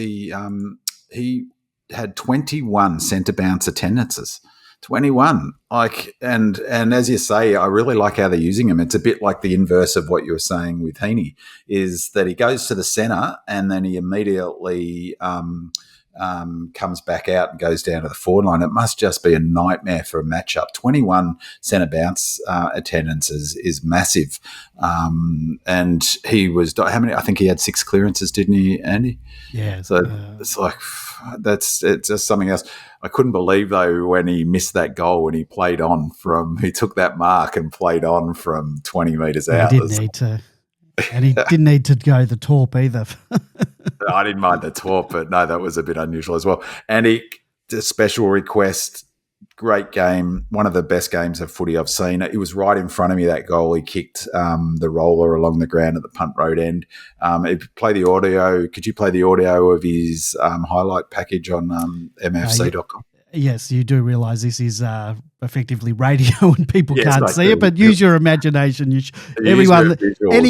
Anyone listening to the podcast about a 2.5 hour podcast about the D's was probably at the match, so you can use your imagination. Yes, that's right. Spills to Chandler. Chandler, an inching ball to Pickett. What about this for the turnover? Pickett deep in the pocket. Yeah, that's what you got to do from turnover. And he plays on around the corner. Wasn't aware of it, Roberts, and drills the goal. You've got to be thinking he's going to go quickly. You can't have your head down when he's tucked into the pocket like that. You've got to know he's going to roll around, or at least give yourself an opportunity to defend it if he does. That was really sloppy, wasn't it? That was just the one goal. Don't do another one. That was poor. That was really poor defensively. I said it. He wasn't even looking at Kozzy. Geez. No, they were a bit all over the shop in where their heads were at, I reckon. We heard from Dean. You get the gist. It was fantastic performance. It was. Go to either one of the D's social media pages or their website. You should be able to find the entire thing. It's worth the watch rather than the listen. You can pause this podcast to go do that. Let's move on. Jane02 writes, just a shout out to Clayton Oliver. None of us can even begin to understand what he has been through. He was absolutely sensational yesterday. I loved his goal and how loud and proud were the D supporters giving him a standing ovation after the goal in the fourth quarter. To see the love from all the other players and watching them all get around him warmed my demon heart. Clayton is back. And Lazy said, I thought this was Clary's best game of the season, possibly the last 2 seasons, 31 disposals, 8 score involvements, 25 centre-bounce attendances, a goal. But here's the kicker, 12 tackles and 22 pressure acts. People were right to criticise earlier in the season when he simply didn't look like he could last the whole game. But if you ever need evidence of his endeavour, this game was it. We'll hopefully see his ability to run out the game improve as the season goes on.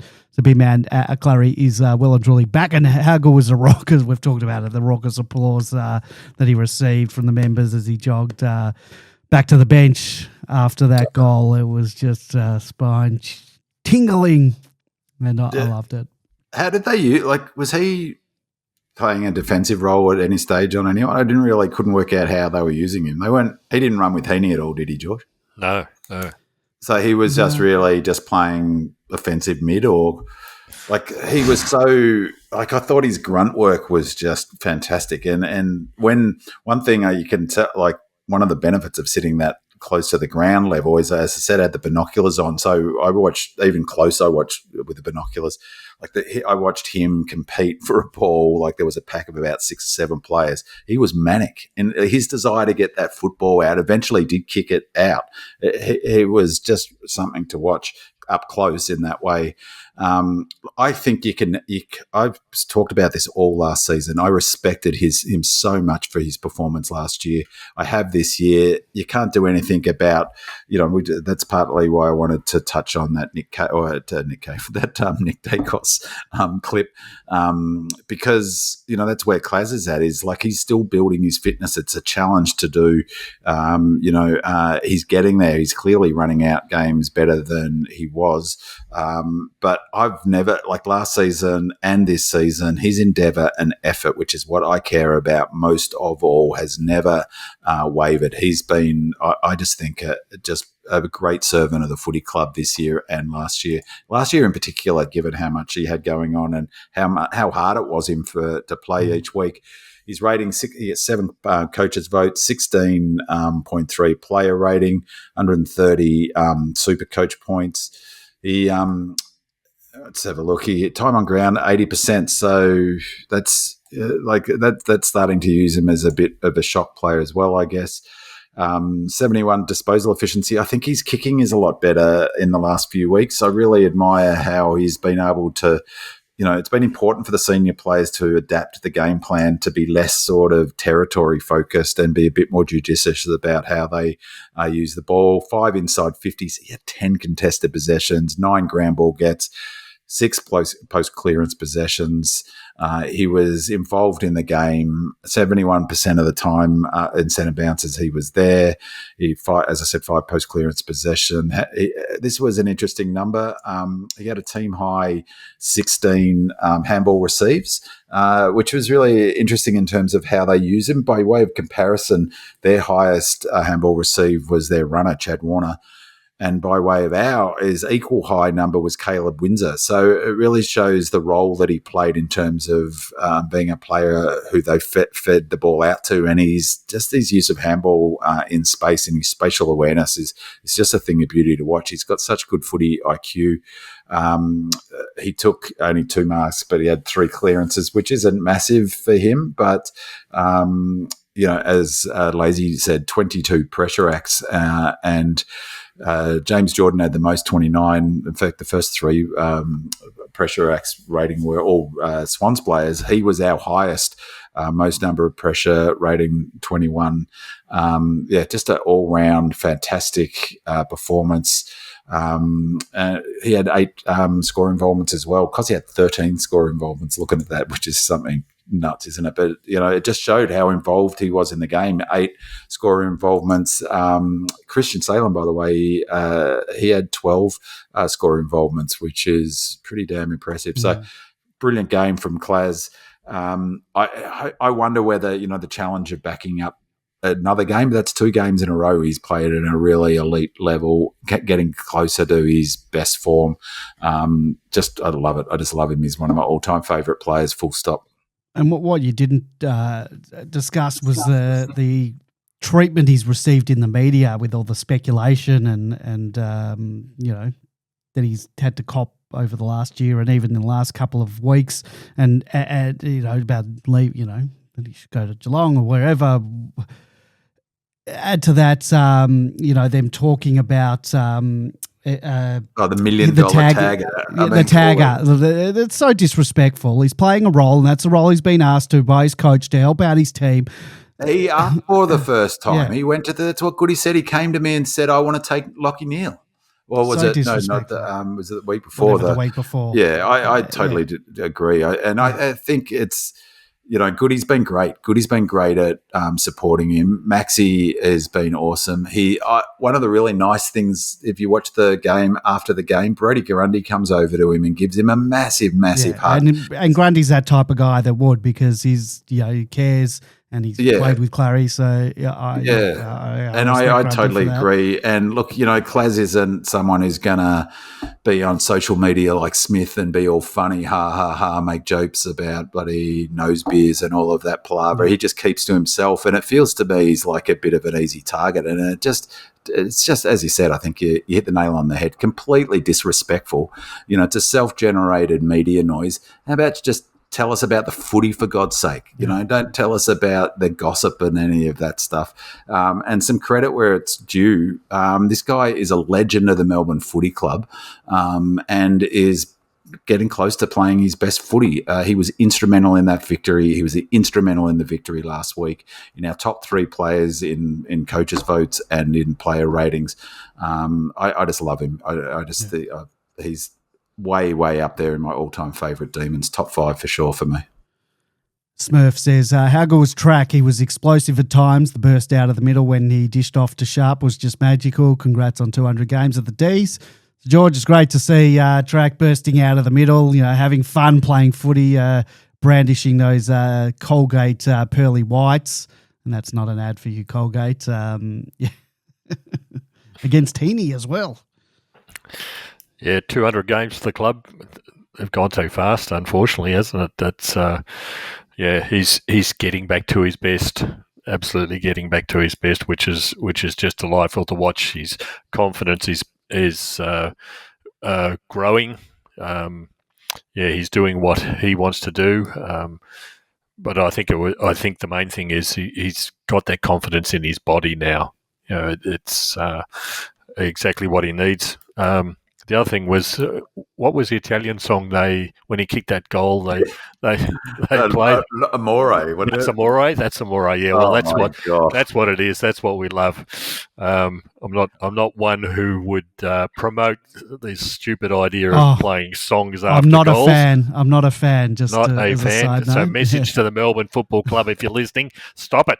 But, and also, at least come to me and ask what good Italian song might we pick, Bin Man. I mean, good Lord, Enrico Morricone, or you could so many, and they go with that song, please. Oh, well, it means, that's love. So when we talk about love pre-season, but I thought it was about we love your Track. So I thought it was about.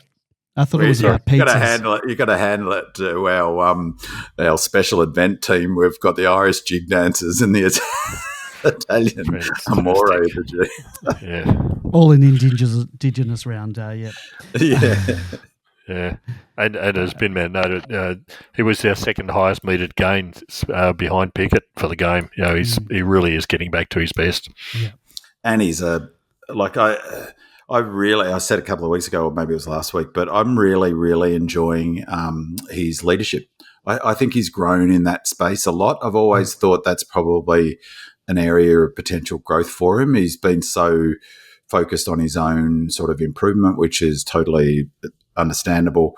But he's never really, except his performances on the field showed leadership, but he's never really struck me as like a natural leader of other men. So, but he seems to be growing into it. And I heard a couple of interviews with him, and one of them is that he says he's 29 and he's getting, towards the back end of his career, and something he's really, really enjoying is mentoring the younger players like Langford and Lindsay, and that's really, you can really see it on field. I love his body language, and I'd tell you what, if I was Goody, speaking of kicking for goal, I would just say to Track, no run up, just one step. Just kick it. I was so pleased he dropped that mark, or that mark from Salem didn't reach him, because if he'd gone back and had a set shot, he had no chance. But off one step, not a problem. That goal he kicked on 50 reminded me of the first goal in the grand final. Yeah, I've heard a few people say that. Set up by Salem. We weren't there to see it in the flesh, but we sort of got a facsimile. We got the throw, We've got Redlegs 23 on the line. G'day. How you going? G'day, gents. How are we? We're very good, thank you. Lovely. Once again, awesome pod, guys. So appreciate the work that you guys do. So much props. Thank you. Last week I gave. I'm in a loving mood, actually.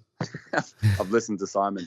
I gave him a pumped up last week, and this week I'll do the same. And on cue, in regards to Christian Petrarca, wow, we all know what happened last year, almost about a year ago.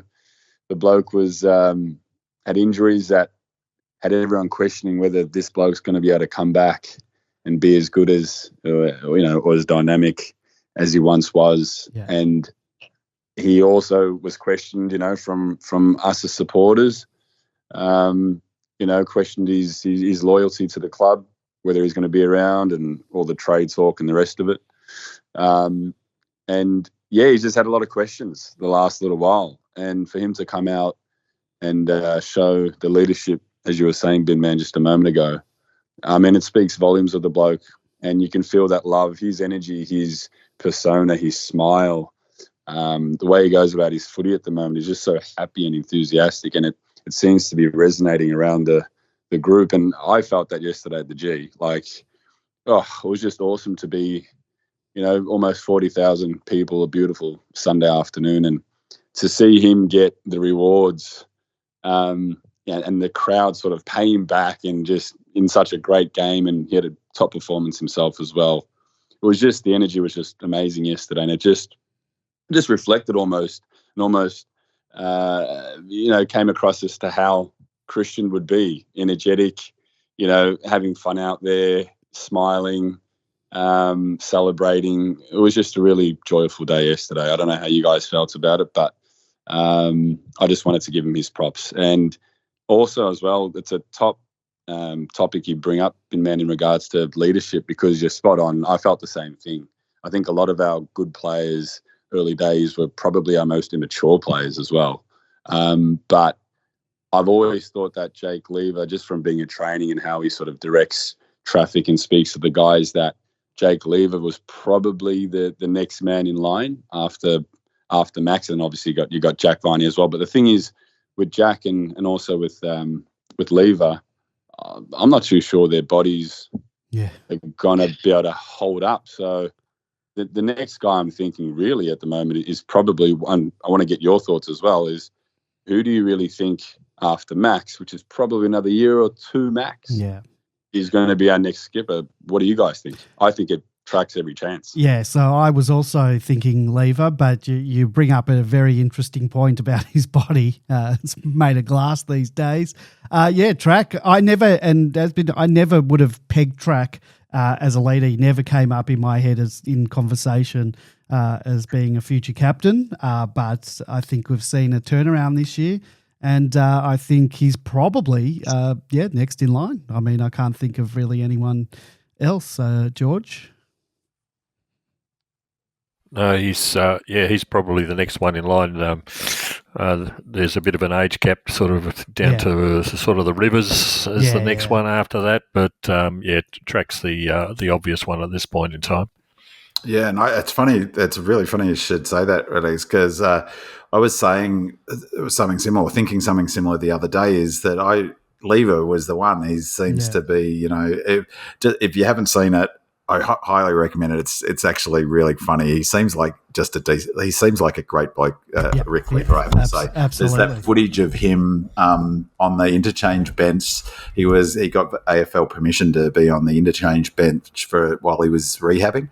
And there's about a 10-minute clip of him on the interchange bench in the Hawks game, and it's just brilliant. It is really brilliant, and his energy and his leadership, even from the bench, is really impressive. But I'm on board. Is that in my mind, I was thinking, well, he's the obvious next cab off the rank, and in a way, not thinking track, but I really think track's growing into it, and in a way, I think it would be fitting for him to finish his career at the Demons as a skipper. He reminds me, I never saw 𝗟𝗏𝘀𝗁𝘀𝗁 play, but except for clips, I never saw him live, obviously. But he reminds me in the way he plays like 𝗟𝗏𝘀𝗁𝘀 in that sort of in that way, and I'd love for him to become captain, and I think it'd be really good for the club, almost a way of squaring the circle, so to speak. Just the other thing about track I really, really like to highlight is I really, really like the way he talks about his own emotions, and in the context of the mental health stuff that the AFL is so poorly struggling with. Like, for me, the idea of them doing a bloody mental health round just drives me insane. Stop, going back to the attacking of 𝗟𝗏𝘀𝗁𝘀, tell the football media that you control, including AFL.com media, to leave people alone and not drag up this stuff if you're serious about mental health. Don't do a mental health round. But to hear Petrarca talk about how he struggles, about how his emotions, about his obvious love for his family and his partner, I think is really, really important and really, really healthy for particularly for young men to hear. So, and to me, that's a really important form of leadership. So, I'm well on board the track for captain train. Absolutely. And if you don't mind, guys, just one more as well. Sure. Just a quick pump up for Turner. I'm seeing this kid grow every week in the back line, and he's just looking more and more comfortable to me. His ground ball level game looks pretty good. Yep. He seems to have time, and he just seems very confident at the minute. It's the confidence. Yep. Yeah, he just is. He just looks like he's ready. You know what he does? He backs himself to take the mark. Which, especially when a punch is necessary, he'll punch. But he reads the ball so well. There are a few times where he didn't actually mark it, but the ball went. He pegged or he clocked that the ball was going over the hands of the forward in front of him, and he went for the mark. He didn't take it, but it didn't. It wasn't a putt. Like, I back him to take that mark if he can take it. But yeah, he reads it well, and he's going to be a fantastic defender. Yeah, I'm actually most confident in the air with him. Yeah. Amongst May, Lever, the whole lot of them. Like, his hands at the minute and his reading of the play as a tall backman at the minute, I feel it's probably at the best in our back six. Yeah. Love Salo as well. He great that he got the pill yesterday, but gee whiz, he turned the ball over. Something's happened with his kicking. It's not the same as it was. No. And they actually resulted in direct goals as well, some of them. And a lot of them were actually under no pressure. We would kick hospital balls. And so, hopefully he tidies that up. But look, that's been happening for a little while now. So, look, all in all, great day. Thanks for listening, guys. And, go D's. All right. Thank you very much. Really appreciate the call. And I'm sure we'll hear from you soon. See you guys. Yeah. That was Red League's 23. Great caller to the show. Talking about Salem, Mandalorian says, wondering what the panel's thoughts were on Salem's games. Was interesting to see him attend so many centre bounces. Despite a couple of errant kicks, as we just discussed, I thought it was his best game in years and loved the goal that he kicked, vintage Salem. Well, I was going to ask you, B-Man, if you were surprised to see him lining up in the middle. George has answered the reason why. Yeah, which is a great pickup and get it. I agree with that's the best game he's played this season. I take the point about his turnovers, but he did hit some pretty good kicks as well. I have to say, confirmation bias is your focus on his misses, but he. I thought actually he hit, including that one, it didn't get to him, but the vision to see track, although I guess he was all by himself to set up that goal. But obviously the coaches were similarly impressed. He got 6 coaches' votes, 31 disposals. That's a lot for him in the last few years, or last 2 or 3 seasons, 402 metres gained.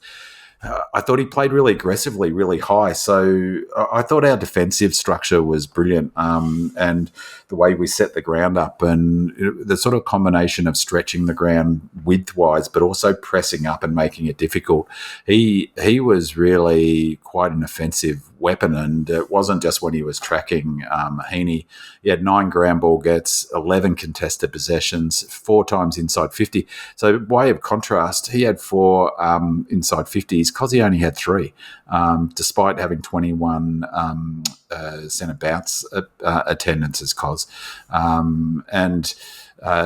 So time on ground, 87%. So he was, solid game in terms of his numbers, how long he was on the ground. 4 post-clearance possessions, ground ball gets, he won 3 of them. And just the big one for him is his score involvements, 12 score involvements. Again, I keep saying things like, I can't imagine he'd have too many more than that very often, but I can't imagine that he'd have too many more than that this season. 12 score involvements, was second on the ground, behind Kozzy, who had a massive, unbelievable 13. So that's an amazing number, isn't it? They put work into 𝗟𝗀𝘀𝘁𝗃, which, that we've talked about, and George has talked about it before, is it's all very well tagging a player, but as Nick Dacos actually went on to say in that interview we were talking about, he was asked about tagging and said, well, it frees up other players, and perhaps the tagging of 𝗟𝗀𝘀𝘁𝗃 frees up Christian Salem to be, to end up with 12 score involvements, 14 pressure acts, 4 tackles, a goal assist. Yeah, I reckon his best game in a long, long time. And if you get, as Daniel Hoyne was saying, he's been banging on about this for a few weeks, is the most important kickers and players in footy at the moment are off the halfback flank. And that's where he's playing. So if you've got him and McVie and 𝗟𝗀𝘀𝘁 all playing well, who must be a chance for All-Australian 𝗟𝗀𝘀𝘁, that all goes well for our defensive system. Yeah, certainly if we end up making the finals and playing deep, and he continues on along that trajectory, he should be in the conversation, but because he's a no-name in the media, he's not one of the darling clubs, probably won't. Doug Reamer says, also, I know he's a bit of an almost man, but my God, AJ, that's Aidan Johnson, competes with everything he's got. It's refreshing to see a mature age player attacking every loose ball like he's playing for his rent. I think we are a better team with him in it. We need to keep playing AJ until he feels he belongs, and then he'll start taking those marks and kicking a couple of goals a game. And Stu says it's easy to look at AJ and Petty's games from a stats perspective and think they contributed very little. However, Petty was able to bring the ball to ground a lot and stop McCartan from intercepting. On several occasions, AJ literally bulldozed several Swans players to clear a path, got a hand in to disrupt a handball chain or knock the ball to advantage of others. I think he directly assisted in 2 or 3 goals that wouldn't have registered a disposal. Do you each feel one goal between them is sustainable if they are routinely bringing that type of forward pressure and create that number of opportunities for our small and medium players? So, George, what did you think about the games of AJ and Pet as our big men up forward? Magnificent, quite frankly.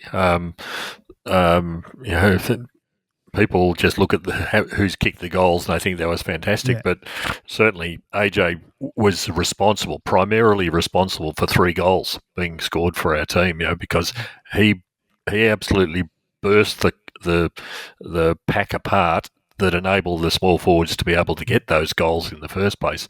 He created something out of nothing on a couple of occasions. It was a beautiful handball to Kozzy to kick one of these goals as well. And I think he nearly sent. I think it was Rowbottom or Rampy. I think he nearly sent him into next week with one of the bumps that he did, and he didn't recover from the hit.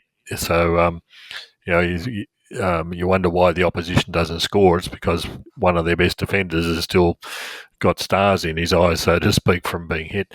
If AJ had marked those two opportunities, one of those chest marks. One was the chest. If he'd marked that, people would be going, "He's fantastic, great." Wouldn't have been any questions coming up about it. So, keep him in the side. The enthusiasm that we spoke about that he brings to the side is something important as well. So, I think he should and will be in the position next week. Petty, it did exactly what we need him to do. The Swans are missing a lot of their tall backs, so Petty really only had McCartan to deal with, and I think McCartan only had 3 marks for the game. It was absolutely a defensive forwards performance. He was set to minimise his intercept marking. Yeah, that's exactly what it was.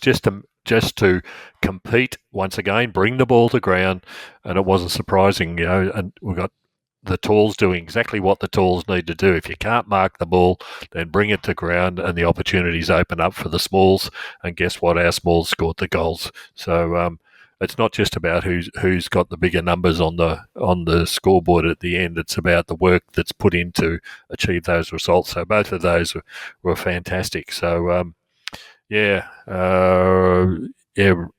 think McCartan only had 4 marks for the whole game. Normally, he's one of him and Blakey, of course, were their primary intercept. So it was a great job done by him.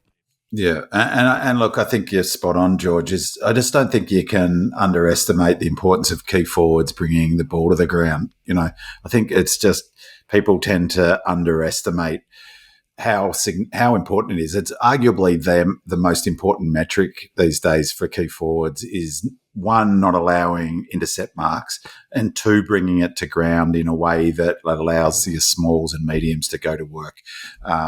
It's the weakness. One of the weaknesses of the champion data player rating system is it doesn't really factor in things like adherence to role, the significance to structure.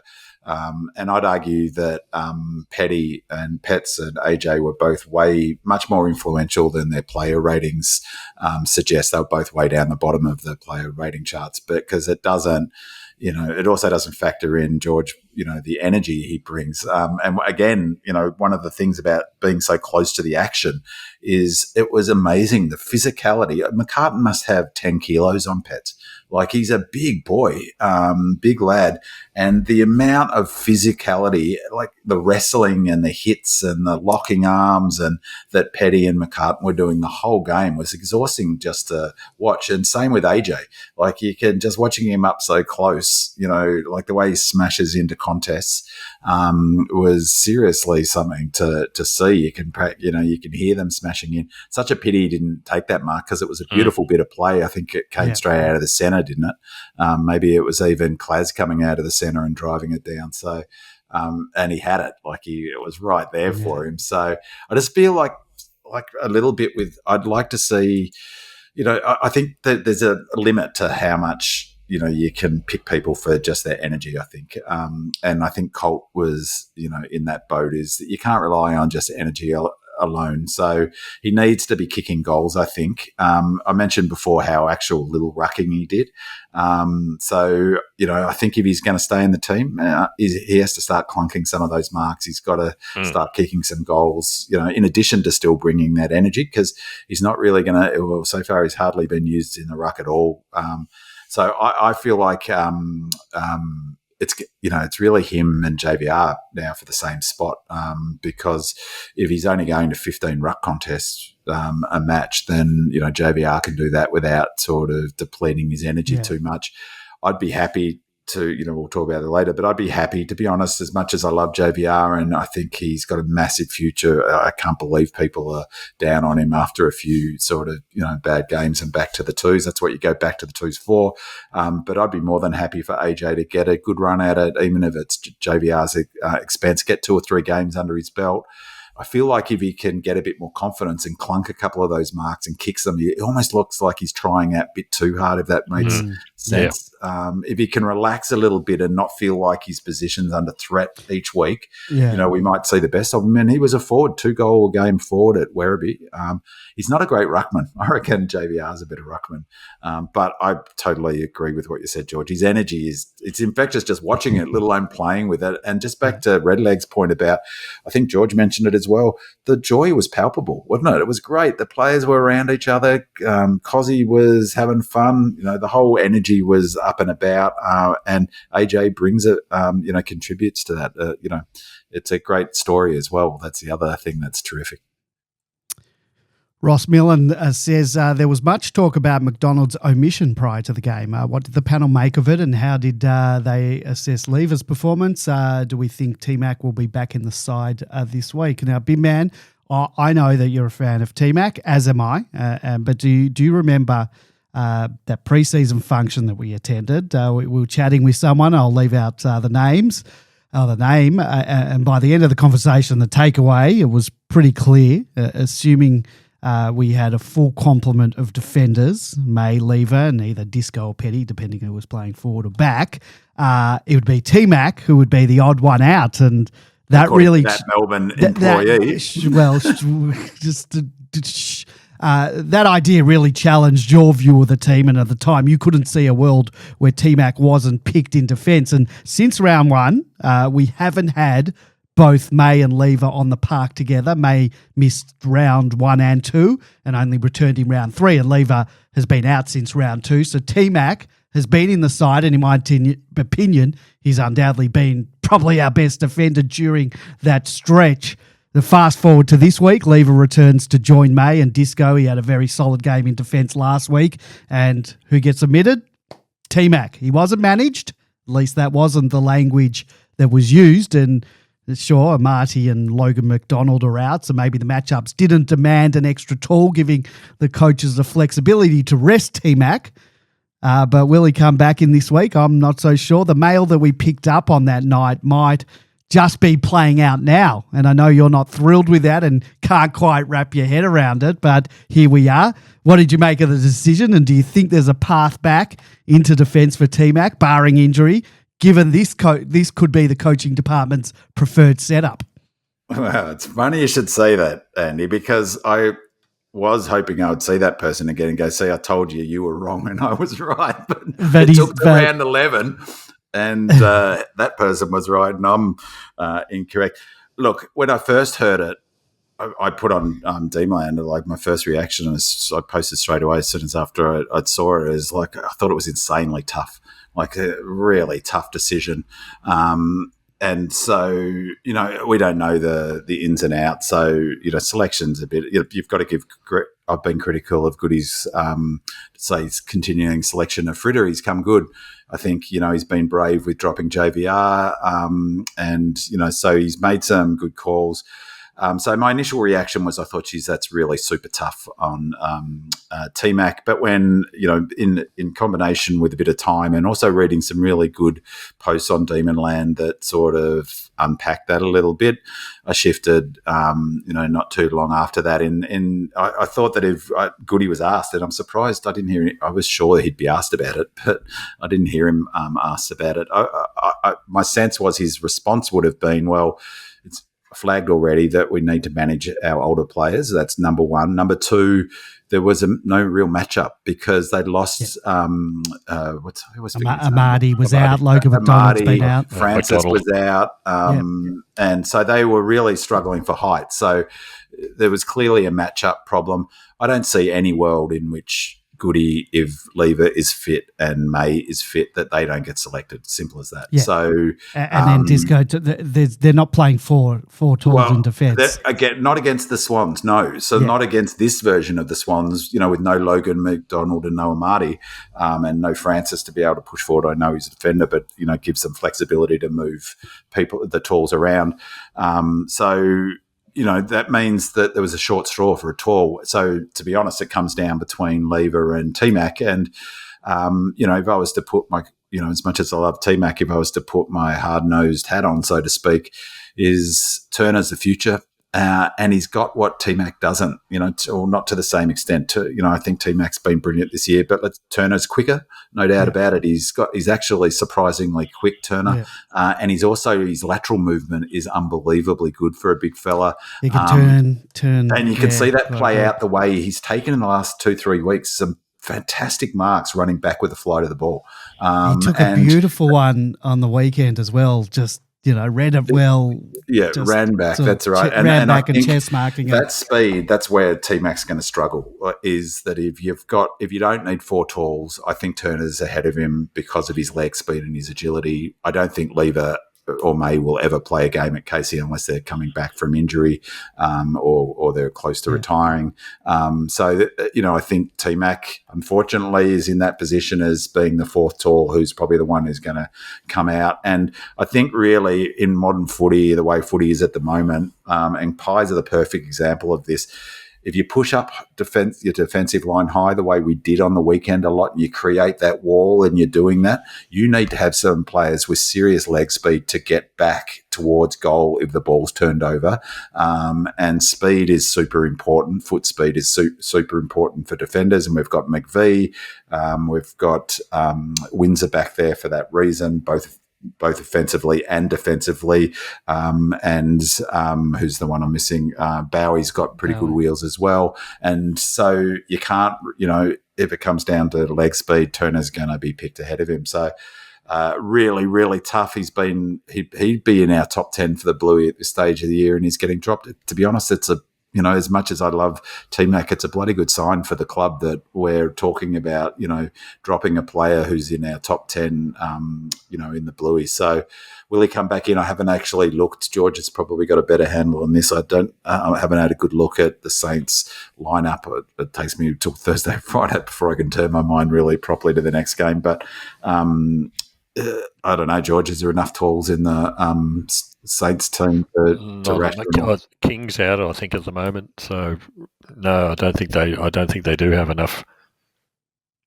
So it'll be interesting. But I think Turner's an exceptional talent. I think who is only going to improve. And the other thing is, your point is a really super important one, Andy, and I made this point on Demonland when discussing this very topic, is that Lever and May don't lose many games when they're both in the same side. No. The sum of the parts of Lever and May together is greater than the individual. If they play great footy together.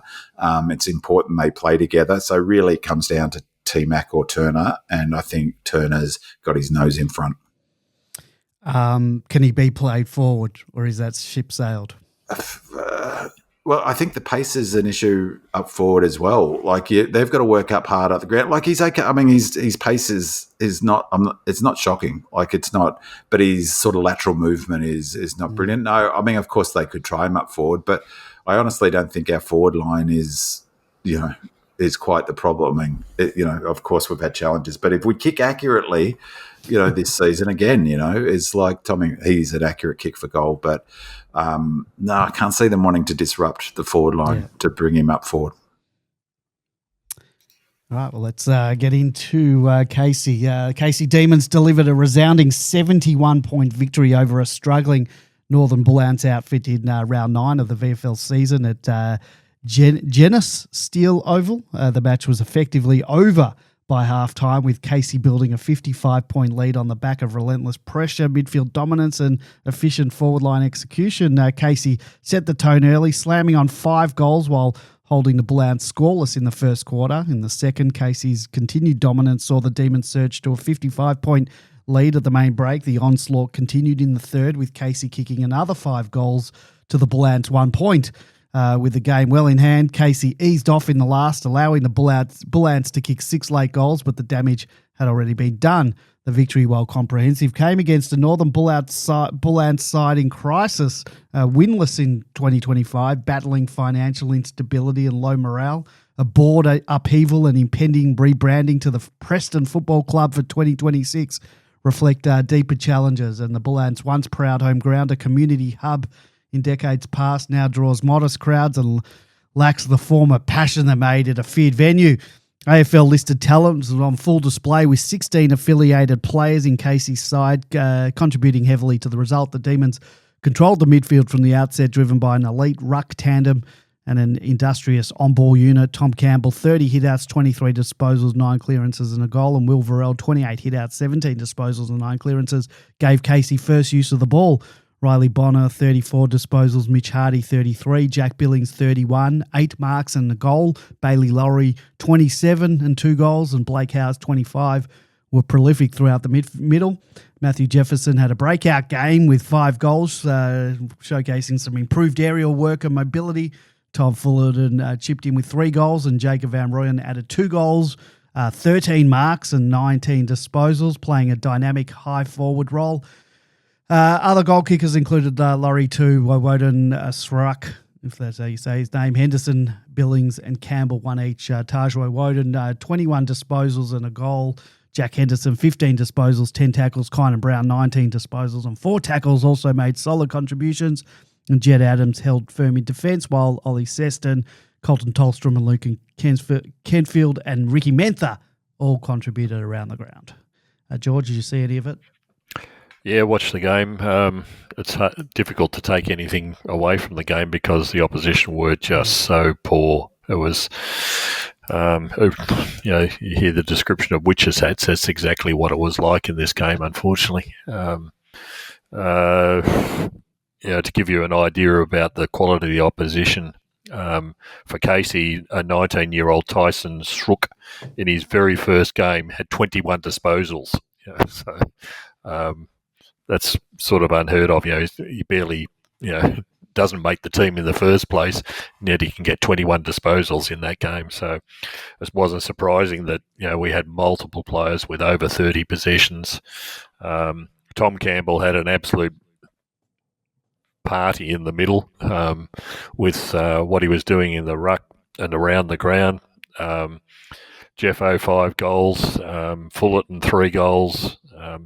I wouldn't read too much into that in the sense that I think Jeffo had 3 goals from lead and mark. Fullerton the same. I think all 3 from lead and mark. You don't get that opportunity at AFL level. It just doesn't happen. We were talking about marks in the forward line before. They just don't occur. It's about bringing the ball to the ground so others can do the scoring. So, you can't do anything about it other than kick 5 goals or 3 goals. But JVR was working really hard up the ground, 13 marks. I was impressed with that, particularly how far up the ground he was working, which is exactly what we want him to do. Seston in the back line, again, had an absolute party. Such a good kick. Yeah, but it was also nice and easy to do when you've got no opposition to do those kicks. Just waltzed out of the back line. And there was one particular kick where he kicked it out from full back and it went well past the centre line. With a bit of wind assistance. So, he had a ripper of a game. The Bull Ants were just awful. There's not much you can really say. They came back they had 5 goals straight in the last quarter, and I think it was during the period that Tom Campbell was off the ground. As soon as Tom came back on, it seemed to all the rot seemed to stop again. They were using Verrill in the ruck a lot more than what they have done so in the past. They're obviously sort of pinning hopes on him coming through as a backup ruck sort of role in for the future. So it was at the end of the day a good training run. That was about all. The thing I'd say though, I totally agree with Preston's Preston's level. But on a positive side is that I've seen plenty of games of footy at the VFL level where that one of the teams is woeful and the other team plays down to their level and just goes through the motions. It didn't feel like that to me. I was really some positives. I thought Jeffo's energy around the contest was terrific. He laid 2 tackles that he was rewarded with and got dropping the ball. So 2 of his 5 goals were from holding the ball decisions in front of goal that he earned, that they were really good tackles, that he went in hard. He was after it on the ground. I agree totally on JVR, worked up the ground super hard. He's struggled. That's why you go back to the 2s, is to work on things that you've been struggling on. He's been struggling big time, clunking his marks, almost as if he's not timing his jumping properly. So for him to grab 13 marks, regardless of the opposition, was terrific. Totally take your point on Seston. Sort of, a lot of these kicks weren't under much pressure, but he hits targets. He hits those critical 20 to 30 metre target that we just talked about Salem missing. The Redlegs 23 talked about him turning over under no pressure. Seston doesn't miss them. He is such a good kicker. And one goal that they kicked was he got the ball on the half-back flank, a good 20, 30 metre kick to the centre. It keeps running, gets the ball, good 20, 30 metre kick to half-forward flank, gets the ball back and kicks inside to set the goal up. I thought he was terrific. So I thought there was a bit to take out of it, not least of which I really was impressed with Jeffo's energy and effort. I really liked the way JVR went about it. And Colt didn't have a great game numbers-wise, but I really, after giving him a bit of a bagging last week about his energy and his body language, it was much, much better in the game this week, I thought. So, just as a curiosity, Andy, this is a dyslexic's nightmare here, is that we kicked 19-17 in that game. 19-17 in the seniors game, 19-17, and in the VFL game, we kicked 17-19. I know. I wonder when the last time it is that our senior game, this is a question for you to dig up, Andy, it's some homework. When's the last time that the Melbourne's ones team and the Melbourne's twos team had 72 scoring shots on a weekend? Well, you'll 121 have to and 131 points, 252 points between them. That's serious scoring. Yeah, you'll have to ask that the guy on Twitter. That, Mr. Swamp. Swamp. Another Super interesting. Mikado probably will be able to give us something. He may be able to do that too. Super Another Mikado, interesting stat. If you could get back to me, that'd Max be great. Gawn has kicked 111 goals and 111 behinds, and he is number 11. Max Gawn. Max Gawn, yeah. He's going 50-50. I find that hard to 50-50. believe. Is that an Well, AI-generated hallucinate? No, I saw that. Well, I did see it on Facebook, so you can't believe everything you see. But I think it was Triple M maybe had posted it, so you would hope that they would have. If they're going to post something like Woody that. Media, there we go. Okay. I don't think they're things called editors anymore, Andy.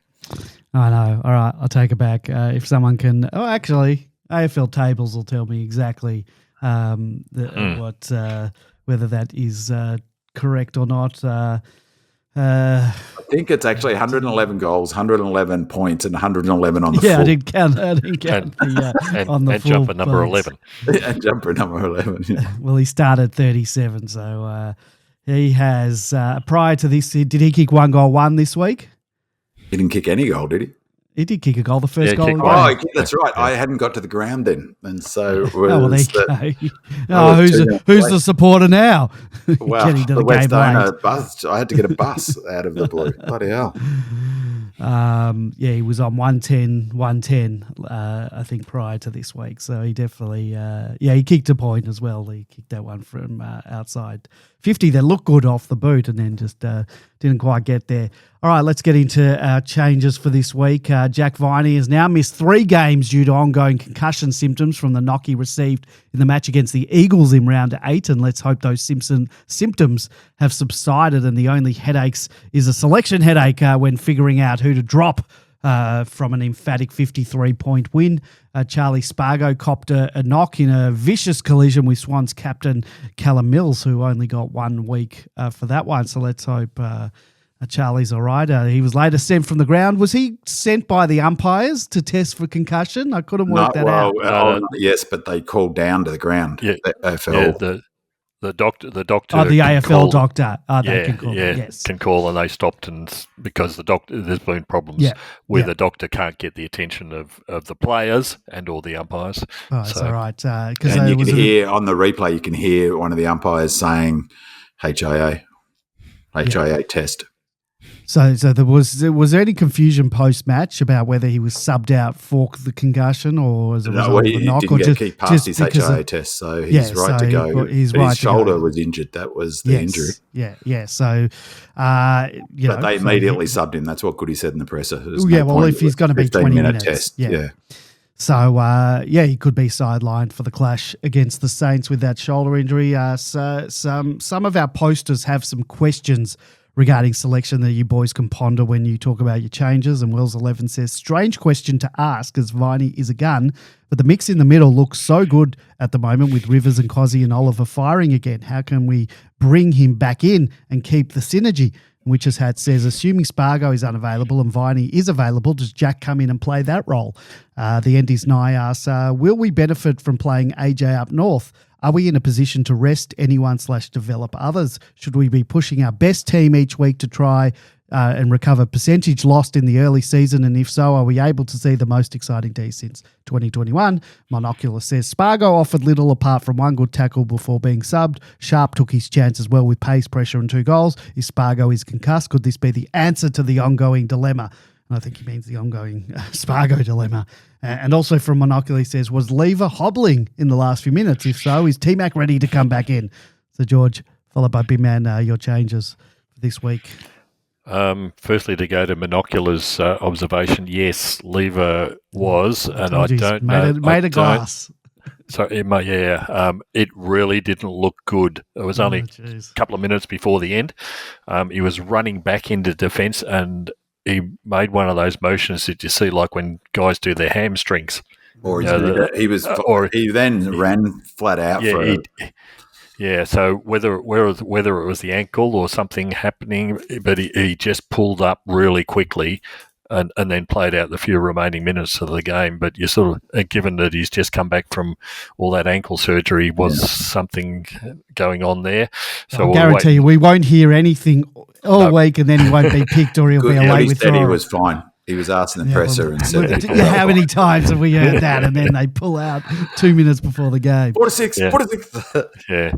Bring someone in from Bunnings, Collingwood. So apart from that one, I think 𝗍𝗀 for injury reasons, or as Monocular also says, he's just not offering anything in the up forward. It's one goal out of, 10 games, 11 games. Yeah, except that's not his KPI. I feel like we're heading back into nibbler territory. No. But he's got to do more than that. Well, no, he doesn't. He's got to do whatever his role is. Well, look, I'll and tell you we what. don't fully know what his role is. That's why he keeps getting selected. It's like have a LSD flashback to Nibbler's first 3-4 seasons. They'll be selecting me next week because I can do 4 tackles in the game and not kick goals. So can that's you run 15 kilometres? Well, I can, yeah, but if you don't have to catch anyone, it's easy. Well, it's amazing these highly paid professional people paid to select players pick him each week. Then it's quite remarkable. Yeah. So Big Man has a new favourite player. Well, it's just let 𝗍𝗀 be the whipping boy because people are still obsessed with 1995 stats of disposal and goals because it's just not his metrics. So it's like he's got a clear role and he's obviously meeting the requirements of his role. So his other problem is he's too short for the forward line, particularly when we've only got one tall. He was caught out badly by the Lizard this week, and he was caught out badly by 𝗟𝗍 as well. He's just not tall enough to be that extra in defence. Now you're being heightist. Yeah. Anyhow, so so leave him as the maybe. I don't think you need to bring JVR back in this week, even though he kicked, what was it, 4 goals in the reserve, and I'd also like to see AJ stay in the team a bit more. The Saints are not a real challenge to us. We'll talk more about that. They've lost 6 of their last 7 games. So, yeah, I think we've got more than enough to cover them, particularly the way we're playing and the way that they're not. The game against the Suns was horrible by any measure. I think in one quarter, I think it was the Suns kicked 1 goal and the Saints kicked 2 points. So we're seeing the Abros line of old coming out again. So we're playing a completely different game to that sort of style. It may not look pretty for a while, but we'll eventually break them open. Big man changes. Well, it is a worry. I have real concerns. 𝗍𝗀 now 3 weeks. That's you just hope. I mean, with all that we know, with Gus and all of the other players, with now McGovern, and it's awful to think of the impact that it could have. So, off what looked at not that pretty innocuous, innocuous. He looked like he got hit, obviously, but you know what I mean. He was up and about straight away. But if he's available, he comes straight back in, doesn't he? So someone's got to come out. I don't think Lever will come out. Well, I don't know. Obviously, if it's injuries worse than good, he said. Sometimes they don't tell the full truth, don't they? But let's assume he's fine. I can only see one change, and that's 𝗍𝗀 in, and Sharp is the one that probably comes out. I mean, I don't think 𝗍𝗀's going to get dropped, although there's a strong argument to say that there's an interesting conversation about Rivers playing his best footy right at the moment with no 𝗍𝗀, and that if 𝗍𝗀 comes back in, does he take minutes away from Rivers as a midfield? In which case, I think a really good argument could be made to take drop 𝗍𝗀 and replace him directly with 𝗍𝗀, and 𝗍𝗀 play that pressure forward role, and but he won't get many numbers, and people will be going, 𝗍𝗀's not playing well. So I wonder whether it would be stiff on Sharp to get dropped. I thought he was great when he came on, and his running power. We really need that running power. So if he can come on and kick 2 goals. I mean, that's what you want. And take a good grab and run hard. And as George noted, about AJ, he brings a real energy and spark as well, Sharp. I really liked what he brings to the table. So, maybe the logical one is 𝗍𝗀 out. But, that role that he plays, and the same with Nibbler when he was basically pioneering that high half forward role that everyone pretended didn't exist, and now everyone talks about it week in, week out, how important the high half forwards are, is that you have to subsume your whole way of playing to the team role, and be okay with getting criticised for not getting disposals, getting okay with, doing the defensive running when the ball never gets to you, and I don't think it's as easy as plug and play and 𝗍𝗀 coming in and knowing how to play that role. So, I don't think it's easy as a like for like, but 𝗍𝗀 comes in. I'm not sure. What do you reckon, Andy? Who comes out? Well, if 𝗍𝗀's coming in, then it's either 𝗍𝗀 or Sharp. It's a hard call to make, but that's a sign of. Unless they manage, maybe maybe it's time to manage a 𝗍𝗀 or then you could look to do that to, that wouldn't be such a crazy thing, to manage 𝗍𝗀, doesn't travel. I'm not a huge managing kind of guy. Well, it is a critical game, isn't it? All right, let's get into the preview. The Saints and the Demons have experienced contrasting seasons today. While the Saints burst out of the block early and Melbourne stumbled through a winless first month. But since then, the tide has turned. Melbourne has won 5 of the last 6 games, while the Saints have dropped. I had down here 5 of the past 6, but apparently it's 6 of the last 7. It's even worse. The Demons are now a game clear of the Saints on the ladder, and both teams will be keen to win to keep their top 8 aspirations alive. And this marks just the second time in their 221-game history that these two sides will meet in Alice Springs. The previous encounter came during the COVID-interrupted 2020 season when a late and controversial goal by Christian Petrarca sealed a narrow 3-point win for the Demons.